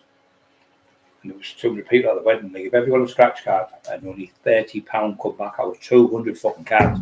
And when I seen that, I thought that shows you it's just a government again, it's just a fucking rip-off. Pure rip-off. I don't know. I don't like it either. I think it's disgusting having that galloping one for them young girls and that. They sat there playing it all day long. Fucking disgusting. They're losing all the fucking furniture at the house and everything because they sat all day long playing that shite. And then they've got that other thing coming on in the night, Channel 5, the roulette thing. I really think it should not be on television. If you want to go and do that, you shouldn't be brainwashing people with games to win money and horses and race and all that on there. If you want to go and fucking watch it on your own telly, yeah, but on your own telly, you've got a special button to put on, like sport or gambling thing. You should be able to turn that off so your kids can't see it. Because it does get into them. What your parents do, you end up doing. I was lucky because I didn't drink, I didn't smoke, I didn't gamble. I was lucky that when I got into the training when I was 13, I loved it, and I used to do that. But that was what was my solace that's kept me right all my life. I'm 59 in December, and I'm still doing it. I mean, nowhere near in shape where I was, but I'm still got a really good physique, and I'm still strong for my age anyway. Even any 25-year-old come here and train with me, I'd say a 30-minute session, they wouldn't be able to keep up with us. They'd just burn out. I did last night 400 reps of fucking shoulders. The shoulders that killed me. That's why my neck sort of day. I said, it's that funny. It's not that. It's shoulders last night. I just thought, but there's no fat on me now.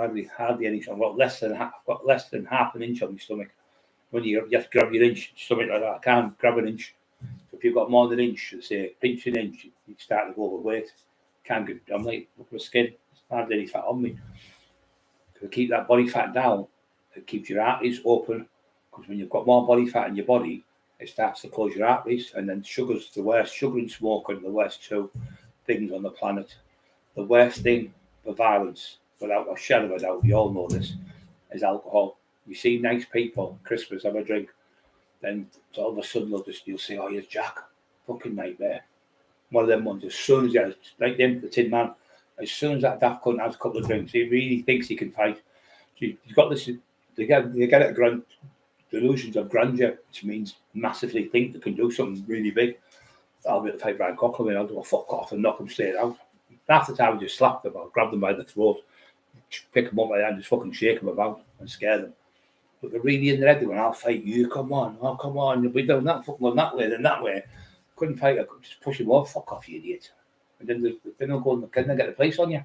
But they'll be throwing punches at you, like windmills, and fucking just moving away from them, just push you over on the chest and fall their ass. But you can't hit them because sometimes you can. If the big lads, you can, but you can't hit all these blokes because they crack their head off that floor and fucking end up having a fucking brain tumor. They crack their head up, having a fracture the brain, or the brain, like the brains can't start to get a bleed on the brain.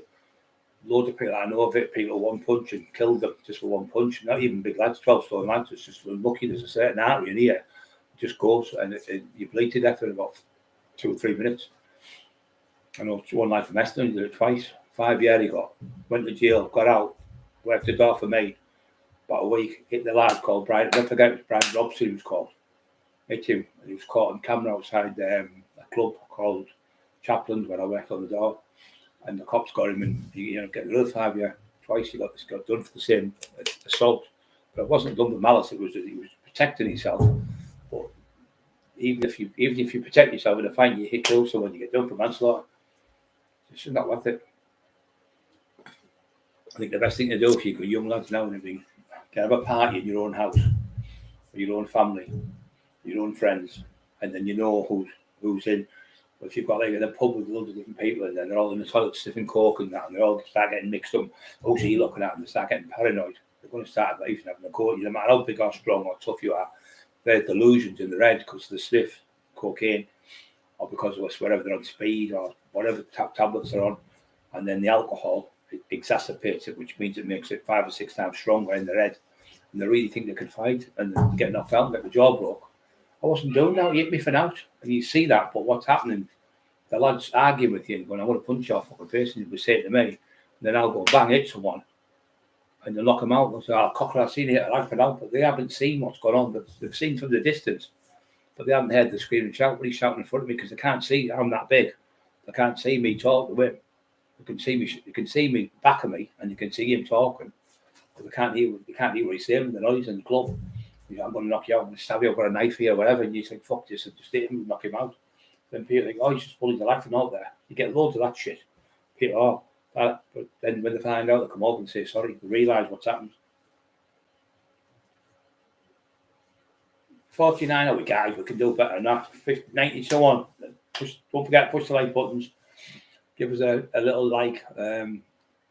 This lady, Freedom, true what you said about family. I've lost you now, Freedom. No, that comment's gone now. Basically, you know it well. I lost it now, son. Sharecarpenter got killed over. Did you see that the other day, mate? Where the one was killed in Hartlepool? The big knife in the street was left on the street. I think it was. I think it was a town centre, New York Road. I think it was near. Is it the Strand? I think that was that place. The Strand, not Trafalgar. The Strand it was called, where the woman she got 50 quid off him, and it was 50 grand. Yeah. Cartman. Hey, Cartman. I think it's Frankie D. Yeah. Monkey shake went over a taxi. Is that what I was over? Was that in Hartlepool? With monkey shake outside, we've got killed over a taxi. Flowers still. Is that the one in Hartlepool? Yeah, is that one? Wasn't it yesterday or the day before? I think. Yeah, it was fucking. Well, that's another one. That young girl got killed, didn't she, in London? Over fuck all. Absolutely insanity. I said that to the mayor when I spoke to the mayor. I said, listen, when they get arrested, you should have a separate jail for these fuckers with knives, right? Have a separate jail, right? Like they do it in Sweden and Switzerland. I think they do it. They've got a jail for anyone over drinking. No matter if you don't that much over the line with drinking, or you have 10 to 2 bottles of spirits over. What they do in Sweden, I think it is, you get pulled by the police. There's no courts, no solicitors, a fuck all. Test you. It comes back. You failed it. You go straight from there. They take you to the special place, the police station, charge you. They then automatically give you 2 years in jail for drink driving. You go straight to jail. In the jail, you don't know if you do the full 2 year. You go in jail for 2 years. You do your 2 year and you get back out. You don't get no fucking courtroom or nothing. You get nothing, and it's brilliant. All that money you're going to save, because you know for a fact if they're guilty, they're guilty on the blow to the bag. There's no way out of it. So they automatically get 2 years. Well, why don't we do the same as that, but do it with the knives? Give them 2 year jail. I'll give them 3 year jail, say. But when you're in jail, if you do a course, it'll take you a year to do the course. You'll get out within a year, and then you've got a course you've passed, like a skill, like plastering or whatever, some type of course. Do a skill for a year, get out, and you go straight to a job. And you get into a job instead of just going to jail, getting out of jail, going back to jail, getting out of jail, going back to jail, because they've got no skills. Because all the time's been in jail. So you do the jail, you do a year, or even a year and a half. So you get out in a year and a half. You get 3 years, say. So if you stayed in, you're going to do a full 2 year. But if you do the course, you only do a year and a half, say. So you're saving half the time. So you're doing a year and a half in there, but you have to pass the course. If you pass the course, then you get out a year and a half. But if you get caught again, then if you get another 2 year, it just goes up. So you get 2 year, then they'll say, right, you've been caught once, so I'm going to give you 4 year this time. Then if you get caught again, say, right, you're going to get 6 year this time. And the next time it's going to be 8 year. They'll soon fucking stop doing it. Crackers.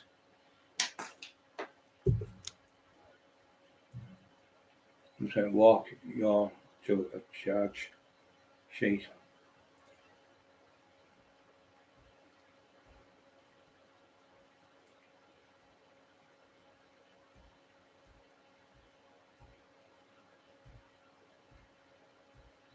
Yeah, I can't stand trying to smack dealers, mate. Can't stand the bastards. I think that what they are is a stain on society. When I used to do this coke and I used to do a bit of speed and I was doing the ease, allegedly, the bit of tack. I fucking had 1,000 key a month, wasn't a bit.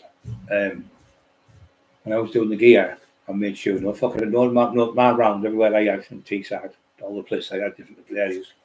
There was no smack. When I went to jail in 1984, I went to jail. Got remanded for fucking a driving offence. How the fuck can you get remanded for a driving offence? It wasn't drink driving. I got a chase, got away from the police. I'm responsible for me. 17 armed response cars chased me. Brought cops down from Newcastle, took them the escort Cosworth. Couldn't get me in the car, got away anyway. Parked the car up, handed myself and pleaded guilty. And they fucking took me to court and I got bail. So I was in a crash and my back was bottom my back, I got my back. I was in hospital for about 2 weeks. And because I went to hospital, they let me out. So I got to the hospital and I went to my mum's caravan. I was staying in my mum's caravan for a few weeks. I was staying here a few weeks. Because there was no bail condition where I had to sign or anything. Anyway, there was a letter went to my house. I didn't know because it was at the house I was at. I was at my caravan up there. I never went back home for ages. I was there for about 2 or 3 weeks. Somebody told me I was up there anyway. When I come, in them days there was no helicopter then. Not up in the northeast. It wasn't until about the 90s I think the helicopter come up. So they used to have a reconnaissance aeroplane and fly around. They used to take pictures and that. But anyway, I had a green Uzi Trooper, the same as the police. It was a short wheelbase one with all the bullhorns on and all that stuff. I paid 21 grand. I don't know why I fucking got it. It was fucking shite. I sold it for 17 grand. I got him in the jail. I come out. It was on a drive, somebody's drive when I got the jail. I come out and I sold it for 17 grand. I only drove it to Portsmouth. I went to for a week. It's fucking shite. Boringest place I've ever been in my life. So anyway, the aeroplane's going round. Somebody's grasped me up. I had knocked 2 lads out in the fucking duck. I was in the nightclub in Redcar, and my back was starting to feel a bit better. So I went out for the night, and Vulture was there. A few lads from Hartlepool, Rich York, I think, was there, and a few other lads. So this lad was there. He was massive, like a Mr. Universe, like fucking Doreen Yates type of build, huge. But the stiff as fuck arm, they can't move, and the fucking when I trained, when I was massive, I was never stiff. I never had that stiffness. I used to stretch, loads of aerobic stuff and loads of stretching and loads of, like fucking, when you stretch, you grow 17% more when you stretch because the muscle gives it more, because it stretches, you can get more blood into the muscle so it grows more. And I taught loads of people that and they're like, fucking hell, you're right, since I've been doing the stretching, I've got bigger now and I'm not getting injuries no more. Because yeah, you're stretching, you stretch before you train it. When you first go in, say you're going to do bench press, go in and just do pec deck, 20 reps, nice and strict, squeeze it, come off the pec deck and go on the bench and just go 10 key each end, 20 reps in there, come off, you've got 5, your chest's full of blood then, your triceps, your arms. When you go on cold, you go, oh yeah, you rip the muscle because you're straining. When you go on dead light with a light weight, you're pumping the blood into it, so the area gets full of blood, builds up. So when you go and train, you get a good pump. That's the best thing to do. You need to put people go, and this is the other thing you shouldn't do. It's fucking crazy. You see them going on bench and saying, I'll do like 8 reps for that one. The next one I'll do 6. The next one I'll do 4. And I'll do 2. And I'll do 1. But you can do that when you do that once a month. But you'll see people going and go do 10 reps, and then they'll do 4 reps and they'll do 1. That ain't going to build muscle. So you need to do 10 reps, and maybe 8 reps. And then maybe just do 1 rep. But you can't do like 10 reps, 2 reps, and 2. And it won't build muscle because that's only 14 reps. So you've got to do maybe 3 sets of 10. Then you come to the next set where you might only get 6 and think, right, next time I train, I'm going to go and get 7 of that. And when you get to 7, you go up to 8, 9, 10, then you put the weights up. You get these people who go, I'll save a bit for the next bench. No, just all out, all the way through. You get people going in and think, I'll save a bit from the last bench so I can get more reps. You don't want more reps, you're bodybuilding. You're not powerlifting. If you want to have a fantastic bodybuilding physique, forget about the weight, leave the weight out the door. It's what you need to do. You train the muscle. So the muscle responds with nice heavyish weight, but you don't have to go heavy all the time because it won't work. You'll get used to it. Your body will get used to it. And you'll pull muscle and tear them and everything. So you better go lighter, nice and strict. So getting the pumping the chest up, pumping the arms up and get the blood and makes it grow. And it's called your sheath, like a sheath on the outside here. It's called the fascia. And it's the way your skin is up there, that stretches. If you can get that bigger, you only get that bigger by doing more pumps. Heavy weights won't give you it. Heavy weights is like for fast twitch fibers, which you run with, and lighter weights, slow twitch fibers. So if you train in both fibers, heavy and light, 1 week heavy, medium, high, and heavy, you'll get there. But when you're doing them sets of 10, you've got to do the 3 sets of 10 if you can, or 4 sets of 10, and you'll build up if you want a bodybuilding physique. But if you want to be a powerlifter, then you'll do a set of 8, set of 6, set of 4, set of 2, set of 1, set of 1, set of 1. That's powerlifting. That's powerlifting, totally different. But if you want to be a bodybuilder, you need to do bodybuilding reps. But every now and then, every 3 or 4 weeks, you could have a heavy set to give you a kick up the arse type of thing, and then go back to do light again. So it depends what you want. But if you want to have a great physique, you've got to go nice and strict training. Not like I was doing. I was just fucking putting loads of weight on, doing loads of weight because that's all I had to do. Moving from A to B. There was no style and bench press and all that shit when you're doing well so much. Well, that's what I was training for. And there was no, you'd have to just move the weights from one place to another to put it on the waist and everything. And that's why they've all got big fat waists. My waist was quite big then before because you need your waist to put it up and throw it up and hold it and do the press. And you need a waist to lift the stones up. That's part of that there, that waist there, your core is the strongest part of your body. They're the strongest part of that fucking concrete, man. It's like concrete slab.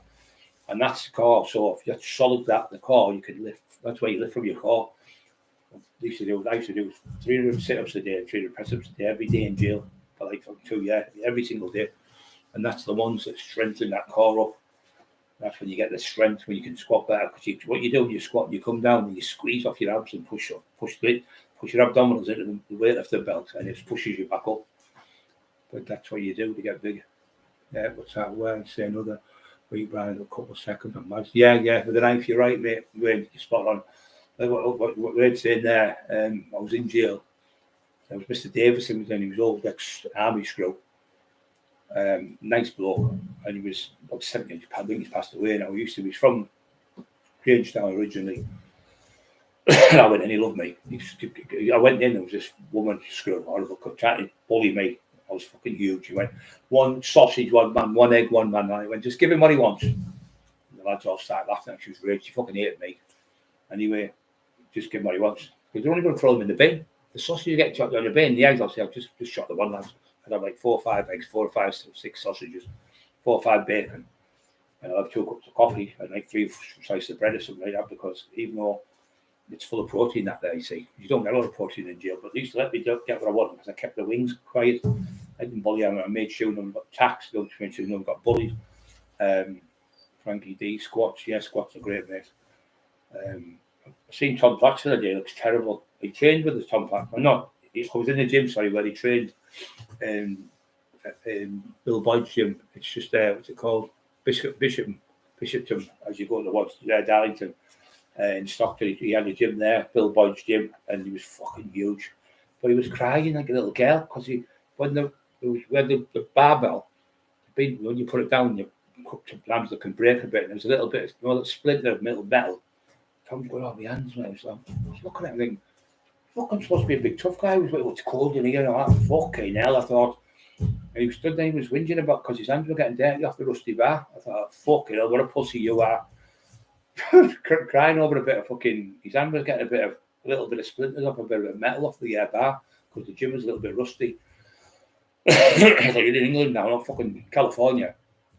But he was a nice man, him, Tom Platt. I met him 3 times, once in that gym and twice in the crypt in the middle, because he used to have a bodybuilding show every year in Les Overtly, if anyone remembers Les. He was a fucking brilliant bodybuilder. He qualified for the Mr. Universe. He was fucking brilliant. He had one of the physiques where, no matter what he done, Les, he wasn't stronger than me, but he was miles better physique than me. He just blew me out of the water. His fucking arms were massive. And he didn't have to do fucking that, didn't he? He didn't have to take a lot of gear, and out he just naturally, like Donny Yates had a physique like him. He could have been the world champion. He was fucking gifted, unbelievable. He started the heroin. Then about 2 years of taking the heroin, he ended up fucking about 12 stone. He died. He was in the paper. They couldn't work out why he died, but it was still the brown hair nose. But he was a nice lad. But that's what happens when you go on that brown one. I'm just going to tell you. So these cunts are selling heroin in streets where there's old people. Anyway, there was this one house I went to. There was an old woman, and funny enough, the people from Hartlepool, and they were in the house, and there was a lad called Mark in the.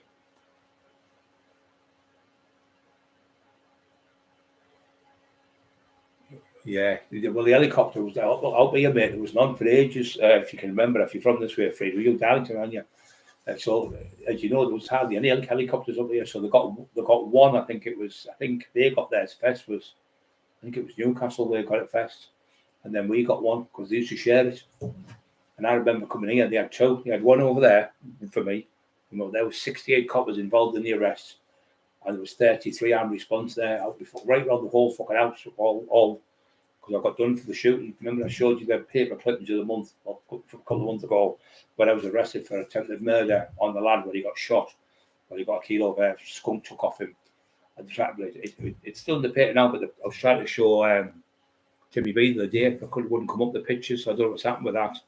But the pictures, they see all the Beatles and all the coppers with the guns, and the nurse comes out and went, it wasn't Brian Cockerill, I know him, he's been in the hospital, when I was in the hospital. That wasn't him. Brian's massive. He said they're pretty good people. One was 5'7", one was 5'9". So they said, "Oh, we've got somebody who's identified you."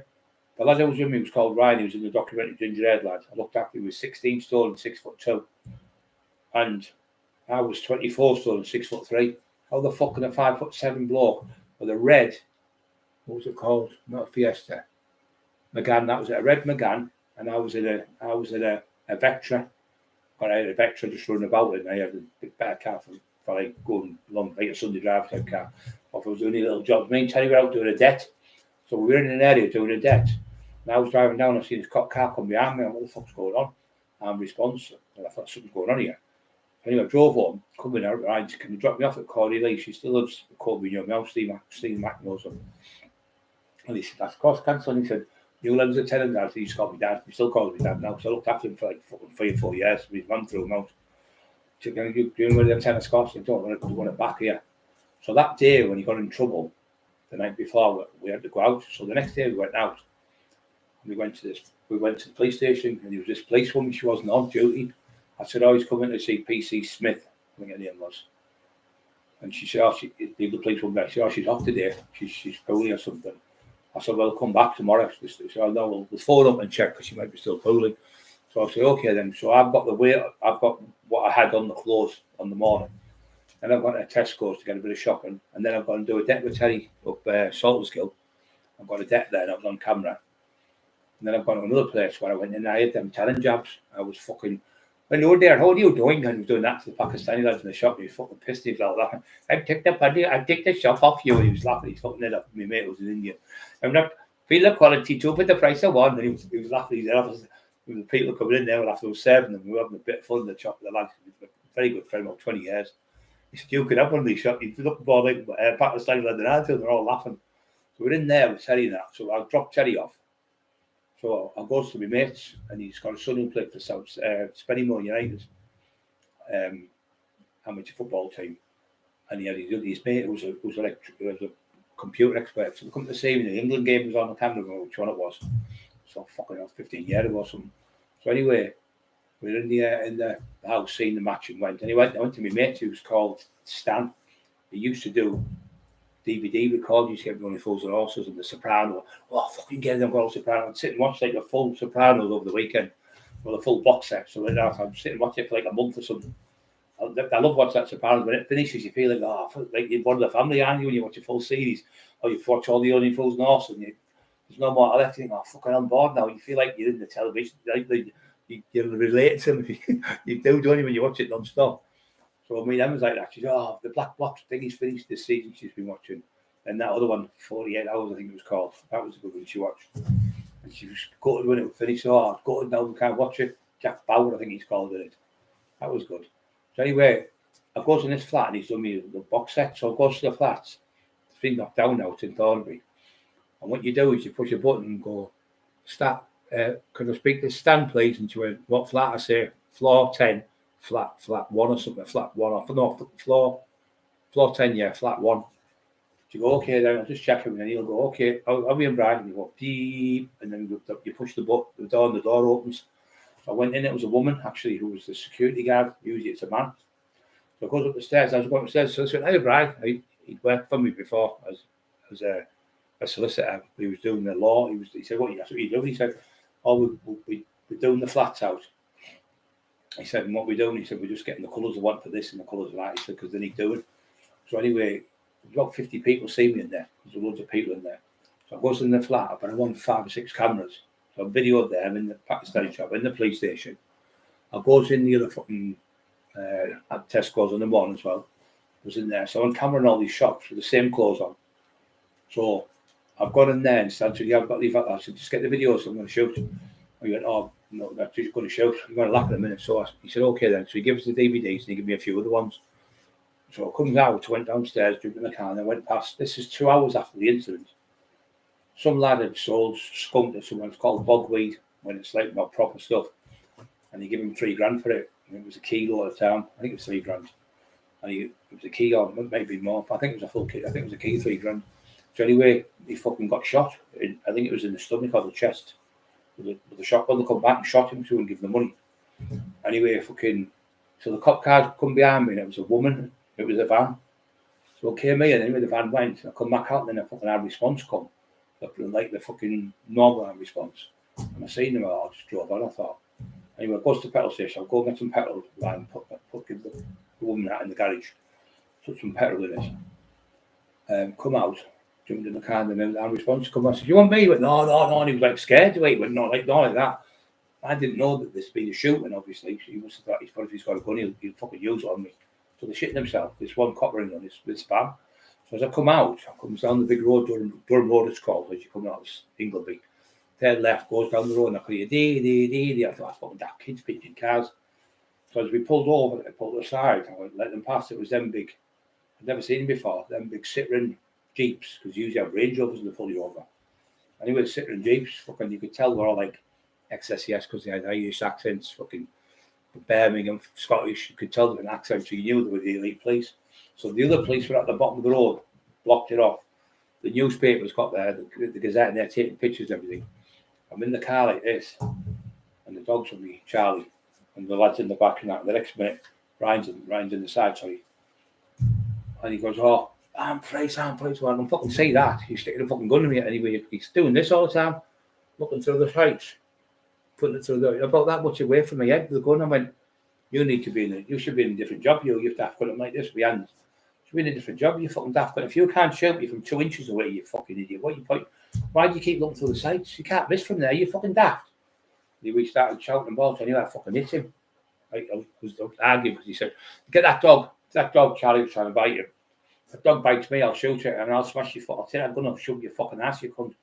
But now we calmed down and said, no, he's a fucking asshole. Tell me, when you shoot my dog, I'll smash his fucking face in.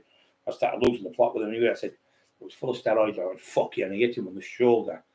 I would have been snowing, I told you. He slid on the fucking thing and hit the cop and he kicked the door. Anyway, fucking, the door hit my leg, cut my leg. Anyway, he goes, I'll shoot you, I'll try and shoot him. Fucking divvy. So then this other one come with a moustache. And he was Scottish. He went, get in the back of here, you. And he handcuffed me. And he goes in the back of the van. He said, what's the fucking charge? What am I getting arrested for? For the shooting earlier on in Thornaby, or you were involved, the armed robbery, attempted murder and armed robbery. You're up for attempted murder and armed robbery. Oh, they're stitching me up here. So what they do now is they put you in a van and they'll take one to Stockton and they'll take, there's 4 years, so there's 3. So there was a dog, me and Ryan. So it's like 1, 2, 3, isn't it? So they put Ryan in Hartlepool. I got took to a red car and was run to the tap.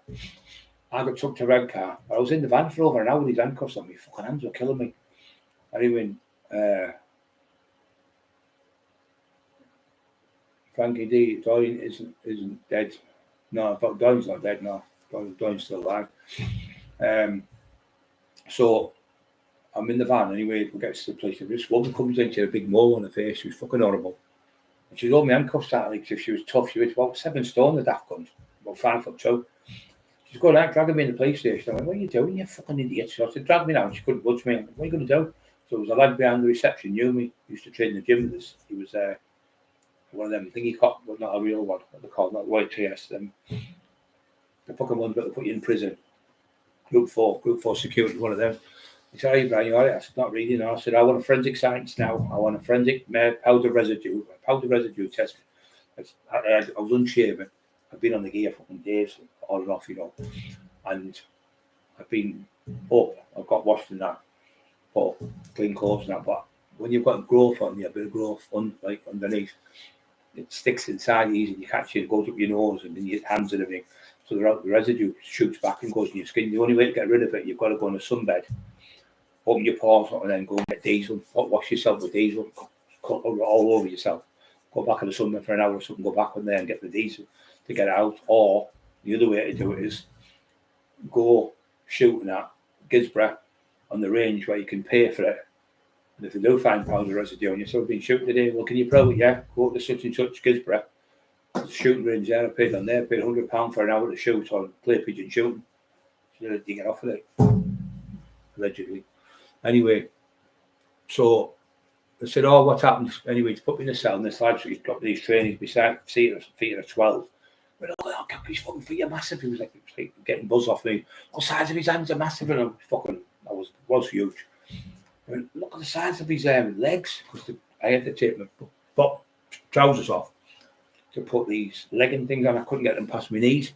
I went, look at the size of his legs, Sergeant, look at his legs. And my legs are fucking huge, so they had to go back to my house and go to my house with the key and get fucking my own tracky bottoms, because I couldn't, because the ones I've got on, they wanted for the forensics. So I had to wait with the bottoms on there, and then they come back. They give me my own tracky bottoms, so I wore them.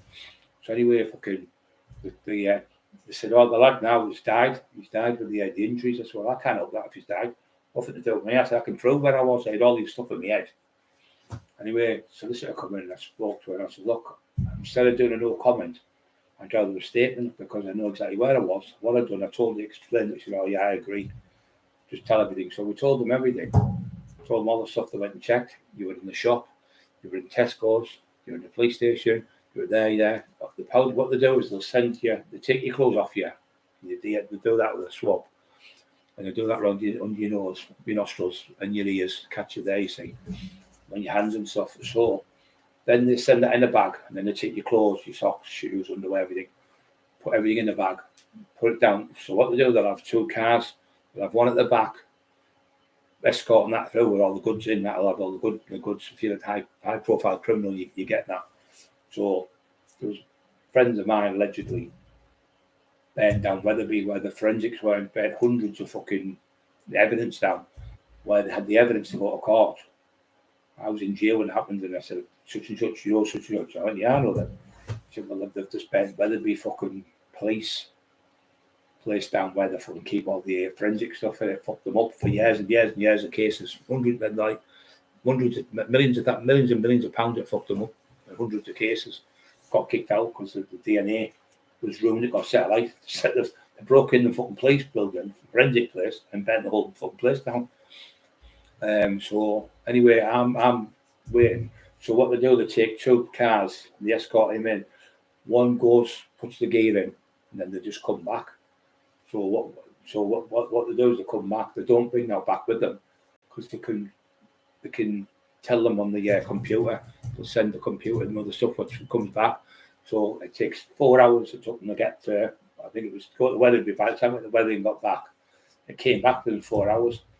No residue, nothing. She said, well, the policewoman, she said to me, wow, you're very confident for someone who's just shot someone and murdered them. You seem very calm to me. She says, to be quite honest, she says, looking at you to me, I don't think you've done it. I said, I haven't done it. I said, it was me who, she said, I know you insisted for me as a powder residue test. But you never get somebody doing that. She said, I'm confident for saying you haven't done it. I said, thank you very much.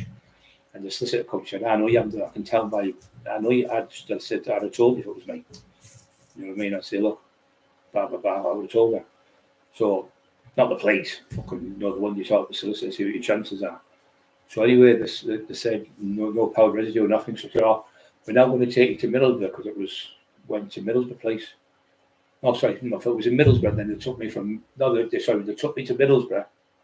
No, they took me to, they took me to Stockton. I was in, he was in Hartlepool. Yeah, they took us to Stockton. So I got took to Stockton because they knew it wasn't us.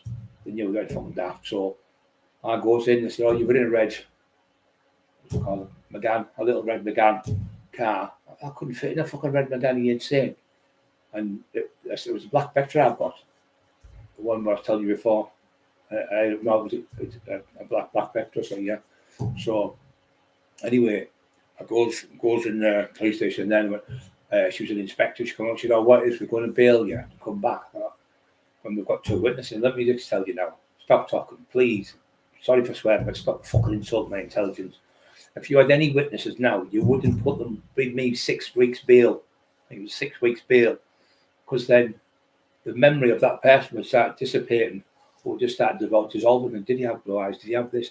The memory would start fading. You would have me that lineup today or tomorrow in front of these people. You wouldn't take 6 weeks. Stop, please don't. So you're going to give me bail. You know, we've got the 2 people identified you.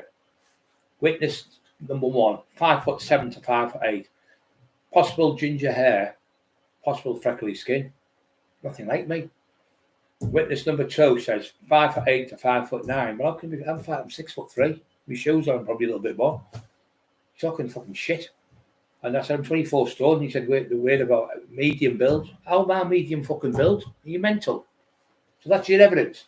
That's all they had. Anyway, they had me on fucking bail for 52 weeks. I think I was on bail over a year. I was on bail. I had to go back and sign on every now and then. It was so many months. And in the end, they fucking called it off in the end. But yeah, that's what they've done.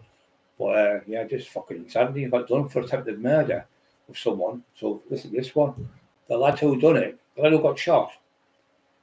When the cops interviewed him, said, was it Brian Cockerill? He said, I'm not making a statement. He said, I'm not telling you what. He said, I'm feeding my life. So of course he could make a statement. Dickie, they call him. Not a bad kid. He would make a statement, Dickie. So because he wouldn't make a statement, they made him a hostile witness when they arrest you and make you go to court. The judge gave him 2 years to prevent the course of justice. Like this fucking scumbag who should be getting fucking tinfoil, making lies up about me and Maria and Carl Walker and Steve Mack and all the others. Multitude of people who've made up statements, all lies all the way through. When you make a statement to the police and you give it to them, and somebody gets arrested, if that's a malicious statement, a malicious arrest, where I've had a malicious arrest, they fucking know this is not right. and they still have me on bail to take the piss. But I've got, like I say, they've got nothing. They haven't got jack shit. They've got me saying, if you come to my house, and you know what I said, that's all they've got. They've got no proof of anything, of nothing, because they haven't done that. I couldn't do now. When he said I smashed his windows, I was in hospital, in a fucking hospital, just had an operation about 2 days before it. I was fucking completely sedated in a hospital bed. So the fuck did I get out of the hospital bed and do these crimes? And the other one was when she said, oh, I seen Cockerill pegging it down the road, his wife. And 20 minutes, an hour later, she went, oh, it wasn't Cockerill, but we know he's got it done. I thought, you just can't stop telling lies. Just have another fucking pie, Sherry. Stop lying, Sherry Crabtree. Get a bit more wrestling the pies. Who's at all the pies? Who's at all the pies? So, all this time I've been on bail. It's because I said, if you come to my house, I'll fight violence for violence. So that's what I've been charged. I've been charged with nothing. I've just been on bail for, it's 9 months next month. I've never had anyone in my life been fucking charged. I've been arrested for some of that and held on bail that long. It's just because it's me. If it had been a normal, I got one dog like the hooker.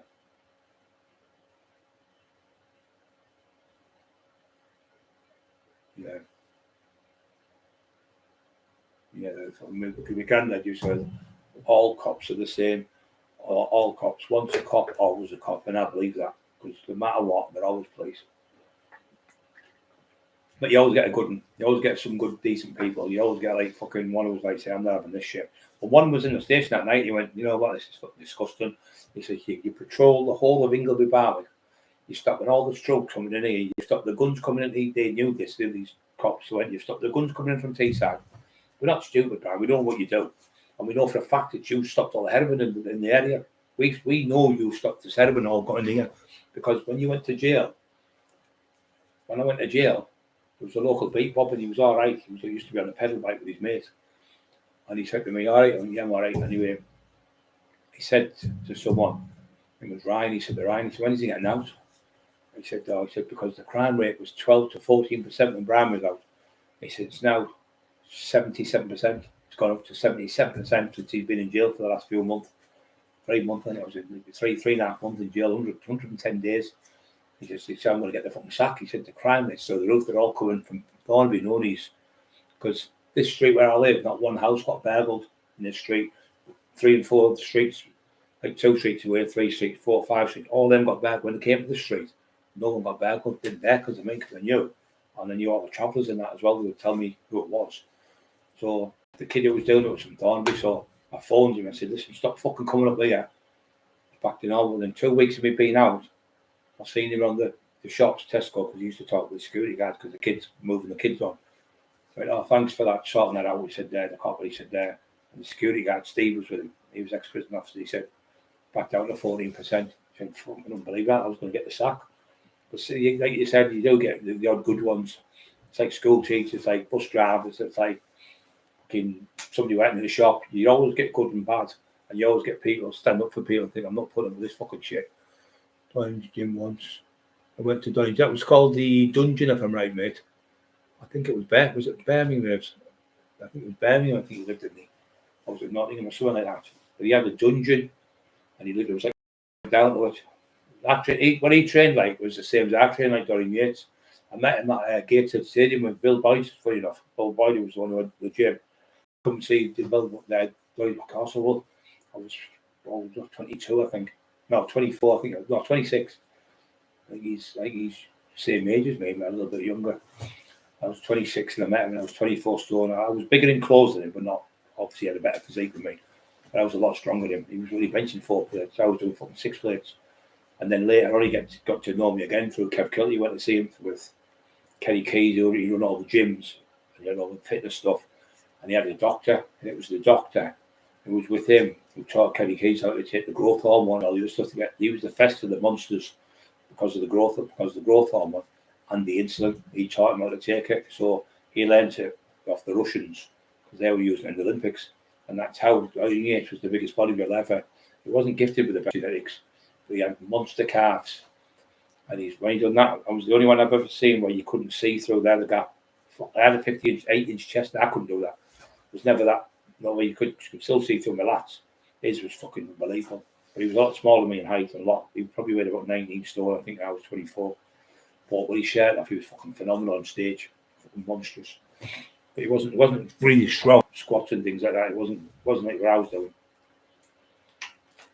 But like he said, he's bodybuilding, he's a different thing. Sport from powerlifting, and powerlifting's different. It's just all about lifting heavy weights. I've had a red dot. I shot soon shot up. I think. I've a red dot. Soon shot up. Yeah. Well, when I was at one place one day, and had that many red dots on all over me. I looked like I had fucking measles. All the coppers with the snipers and all the fucking. I was in a house where I had fucking taxi drug dealers, and I fucking smashed the house up. And somebody phoned the police, and we had to come out. It was red. I looked at it, I was red dot. I had a white t-shirt and all, I had white dots all over me. I said, "Look, I've got measles." I didn't give a fuck, mate.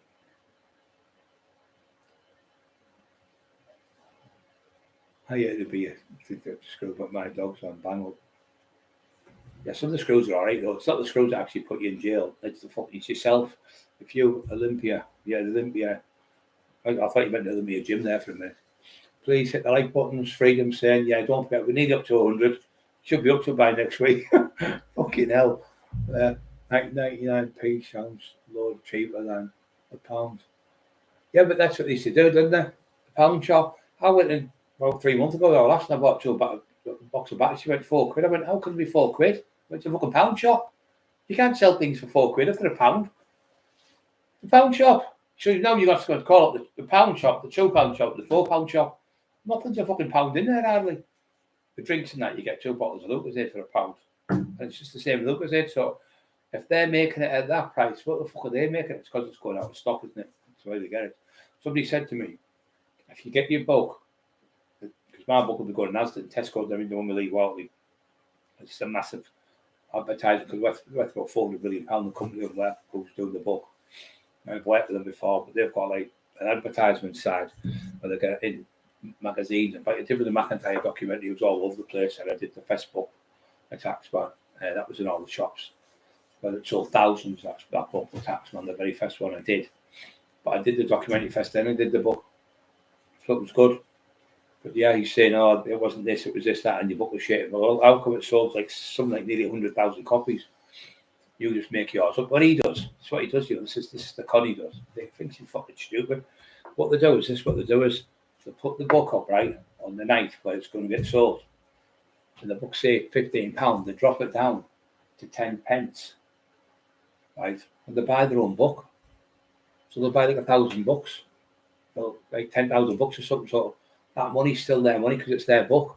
So they put the books down to 10 pence. Looks like they've sold 10,000 books, but they bought their own books back. But it's cost them a couple of pence through the shop because it's only 10 pence a book. That's how he becomes a bestseller. So he's not a real bestseller. They're buying their own books. They can put it down to 10 pence, say $15.99 or $7.99. Put it down to 10 pence a book. Buy 10,000 books on the night. Next day, bestseller, JB Tinfoil, blah blah blah, and then they get the money back because it's their own money, and then the book they get so much 20%, so they're up to a be. So for that little trick to do, it makes it look like it's a number one bestseller, but it's not. It's just a con. They drop the book right down to 10 pence and buy 10,000 books, which was that £1,000, is it? And then that'll probably so much will go back to them, say 60% or whatever, and then they get 50-60% each. So they might lose £500, but because it's number one in the charts and got sold 10,000 copies, I'm going to buy this, but it's just a con. It's just a big thing he does. And when people get a book out he doesn't like, he goes on, he sits all day. It's the worst book I've ever read. He's done that with the movie, the Sayers movie. It's a load of fucking shit from the beginning to the end. It's the worst movie ever made. It hadn't even been out. One day, it only just come out. About fucking 13, 14 minutes. He was putting comments on the thing before it even came out. You're fucking crank, jealous to death of every single one. He's jealous of. I used to work in a few gyms myself. He was saying, "Oh, that's what I put out when I put all them things out the other month when I was taught the kids in schools. I put him right, and he's fucking put him right on his toes." But the thing is, he knew. The Tin Man knew because he was in a school with me. He fucking crank. He phoned up the radio station. And he actually got us booked in the radio station and the local school, which was Thornaby, and he was with us in school. And he started talking about fucking Paul Sykes. They were going like that, the teachers, like, cut, like, go and listen to fucking him, because they all knew what he was. And then we went to another school, which was Blackhall. There was 3 schools amalgamated into one.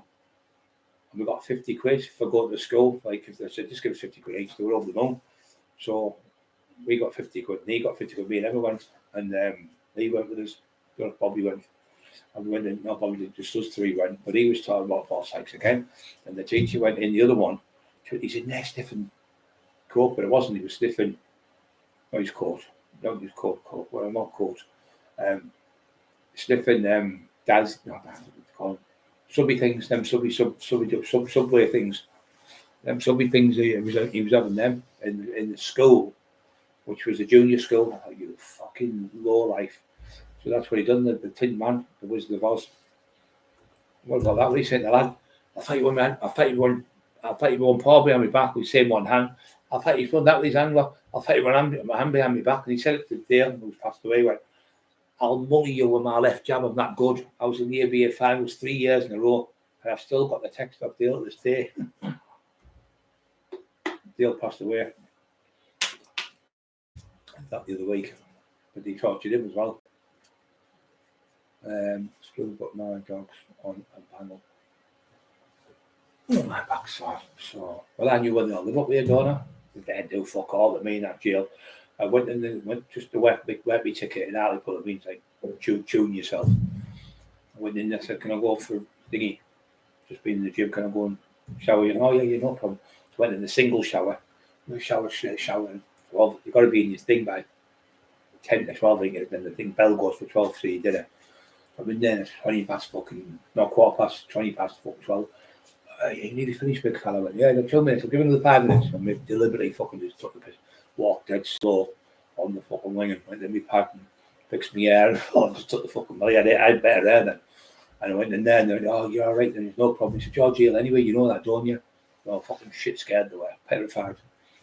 Because I know where they all live up here. In this area. I never heard of it. No. Yeah, there was a big lad in there. He did the shot put for England, and he gave me 2 stamps and some. I won like the Tin Man, grassed him up, and I got the fucking sack. It was Chris Curry's their cousin. Got the fucking sack to give me a couple of stamps, you know, just to write to people. Asshole. Yeah. Yeah, that's what I did last night. I realised it was my shoulders. I'm doing good. Fucking I'm nearly 59. Fucking 59. I couldn't believe I'm 59. Lee Duffy went when I was 26, I think it was. You won me, 27, you. The way you're going on. But nearly never did. He died 91, I nearly died 92. And he got fucking. Poor Lee got killed, didn't he? Well, I didn't mean to kill him or killed him, so I talked to the lad after the fight. I had a fight with the lad who actually killed him. It was like a street fight went wrong, and I beat that lad. Really beat him bad. But he came up and he went to me, look, last time you see me, you better fuck out me. I shook his hand, I went, look, forget about it now. I went up, shake her hand, been alright with him, never called him out. And he said, I never fought anyone. I beat every fucker, I beat every top fighter in this area who I fought. And the other ones I offered out didn't want to fight me. And the only one I fucked up was the fight with the gas I went on the dock when I was full of E. Then when I went back 10 weeks later, when I fought, I hit him with 3 shots and broke his jaw in 6 places. Then he made a 10-page statement and got me locked up.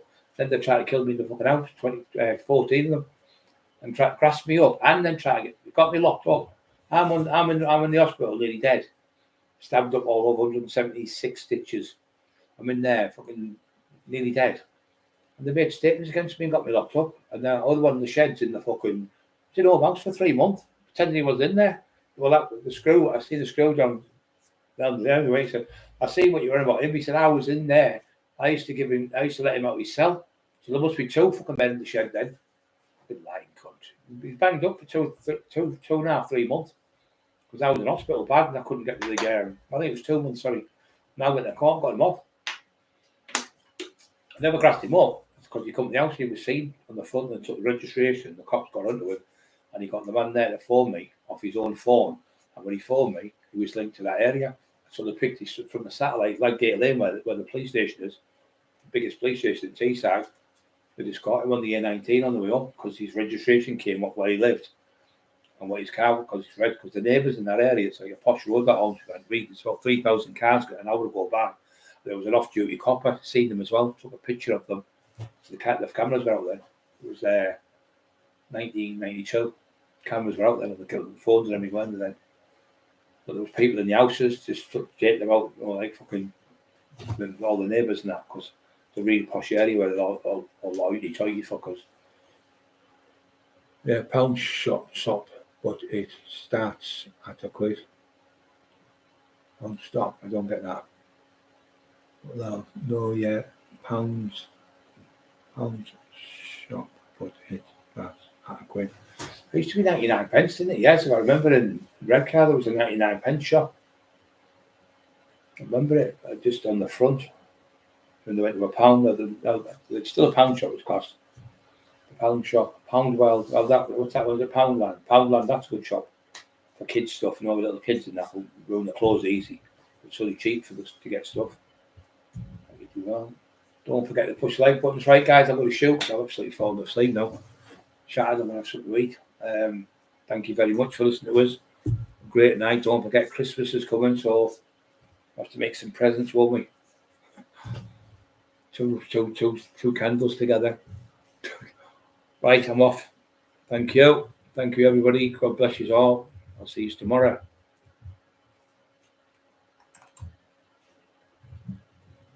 What a good night that was. Flew that 2 hours there. Oh, don't start. Shit. Yes. Yeah.